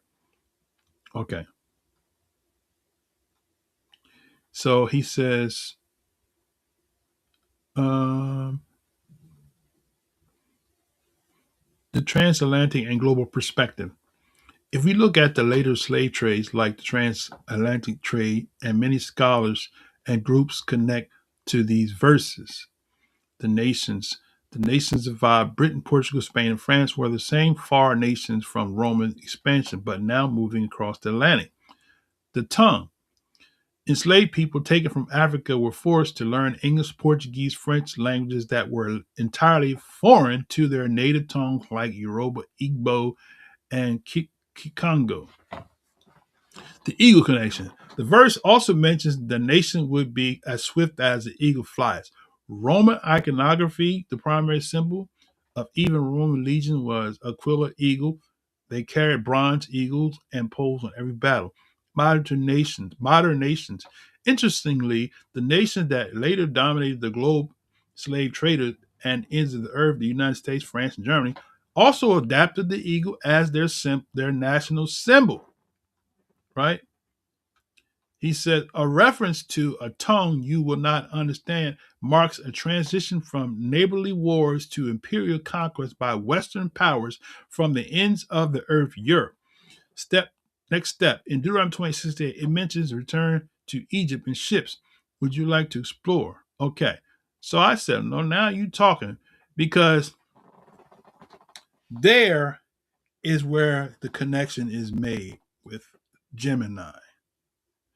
Because he took me around a roundabout way where he finally acknowledged that those people that was there are the extension of those 5 of those nations that came in the 15th century, that started the Portuguese, the French, the Netherlands, the Dutch, the British, and all the other Europeans that scrambled for Africa.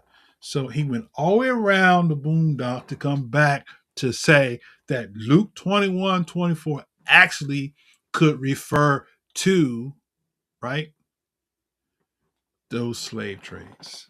And I need to go ahead and that right there. So I'm going to end there. And next Shabbat, there's a little more that I could do with that, because I want to be graphic. I want to show you some pictures. YouTube gives me a hard time when I put graphics up. They'll take a video down because I put a graphic in there. It took one of my videos down because I put a graphic in. It said it was violation of community guidelines. So I had to be very careful because they will take the whole video down because of that. So Prayerfully, you all got something out of that, what we shared today. And I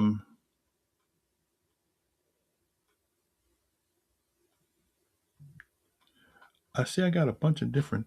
All right, let me go back here. I'm gonna look at some comments here and put them on the screen so you all can see the comments, and then we're gonna wrap it up there. Okay. Um,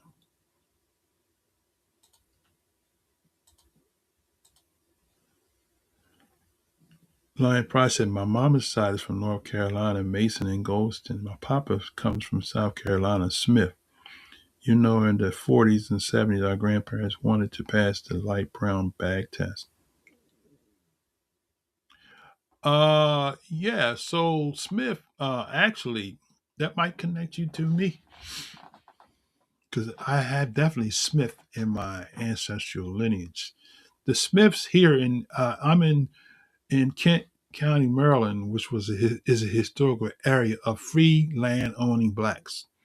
A lot of blacks, and one of my books that I'm going to be writing is The Black Farmers of Kent County. A lot of people came from South Carolina, came here and established farms. They established businesses. The Johnsons were landowners. They was into the real estate game. I have Joneses in my family. They were also into the real estate game. Um, my paternal family, Cottons, they were landowners and they were also farmers. So the Smiths, that's on my maternal grandmother's side, right? So we might connect there, my brother. Okay, let's see. Let's hide this one here. Uh, Sons of Yaakov said exactly because them light skinned Edos can't survive the sun. Then people need to understand how to fix their lives. Yeah, that's correct. Uh,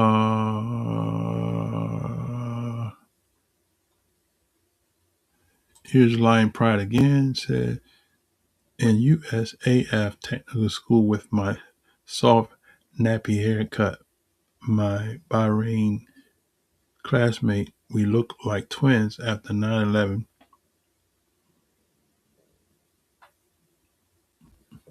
I can show you some stuff, some pictures, man. I have a book. I never really did the series on the Arabs, but I can show you some pictures of this one particular book I got. I think the book is called The Arabs.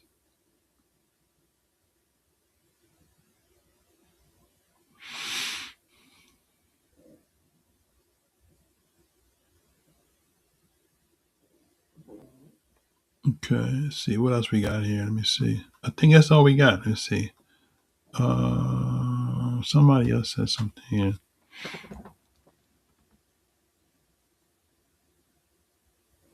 Black equals colonizer language. Rootless. White recognizes superior. I don't know what all this is, brother.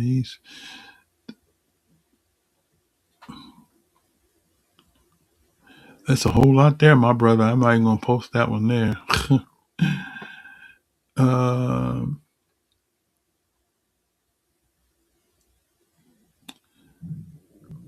okay.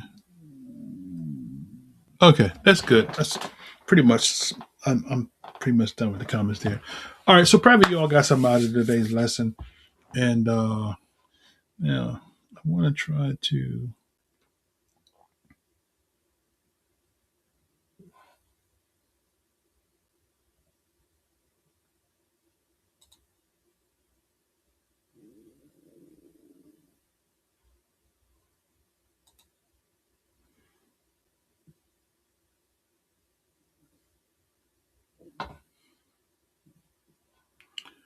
Okay,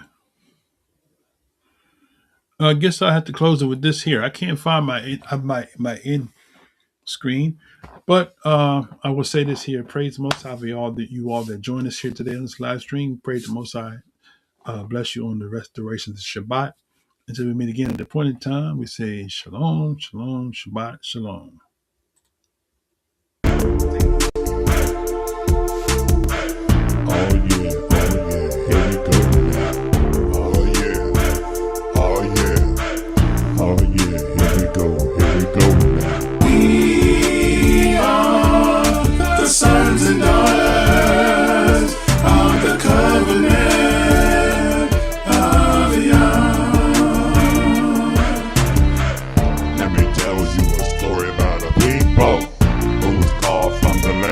the diva. God promised he would give us a kingdom. We disobeyed and fell into a syndrome. We are the sons and daughters of the covenant of Yah. God said in the lands of our captivity, when we return, he will give us liberty. Return back to our land of nativity, kingdom of peace for the whole wide world to see. Oh yeah. Here we go now.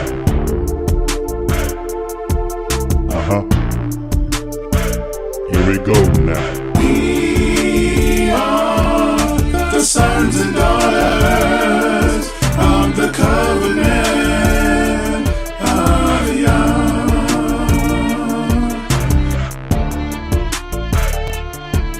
Yeah. Yeah. Yeah. Oh yeah. We are the sons and daughters of the covenant of Yah.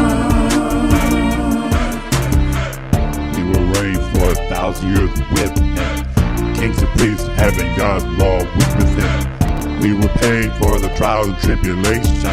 That's when the world would pay us our full reparations.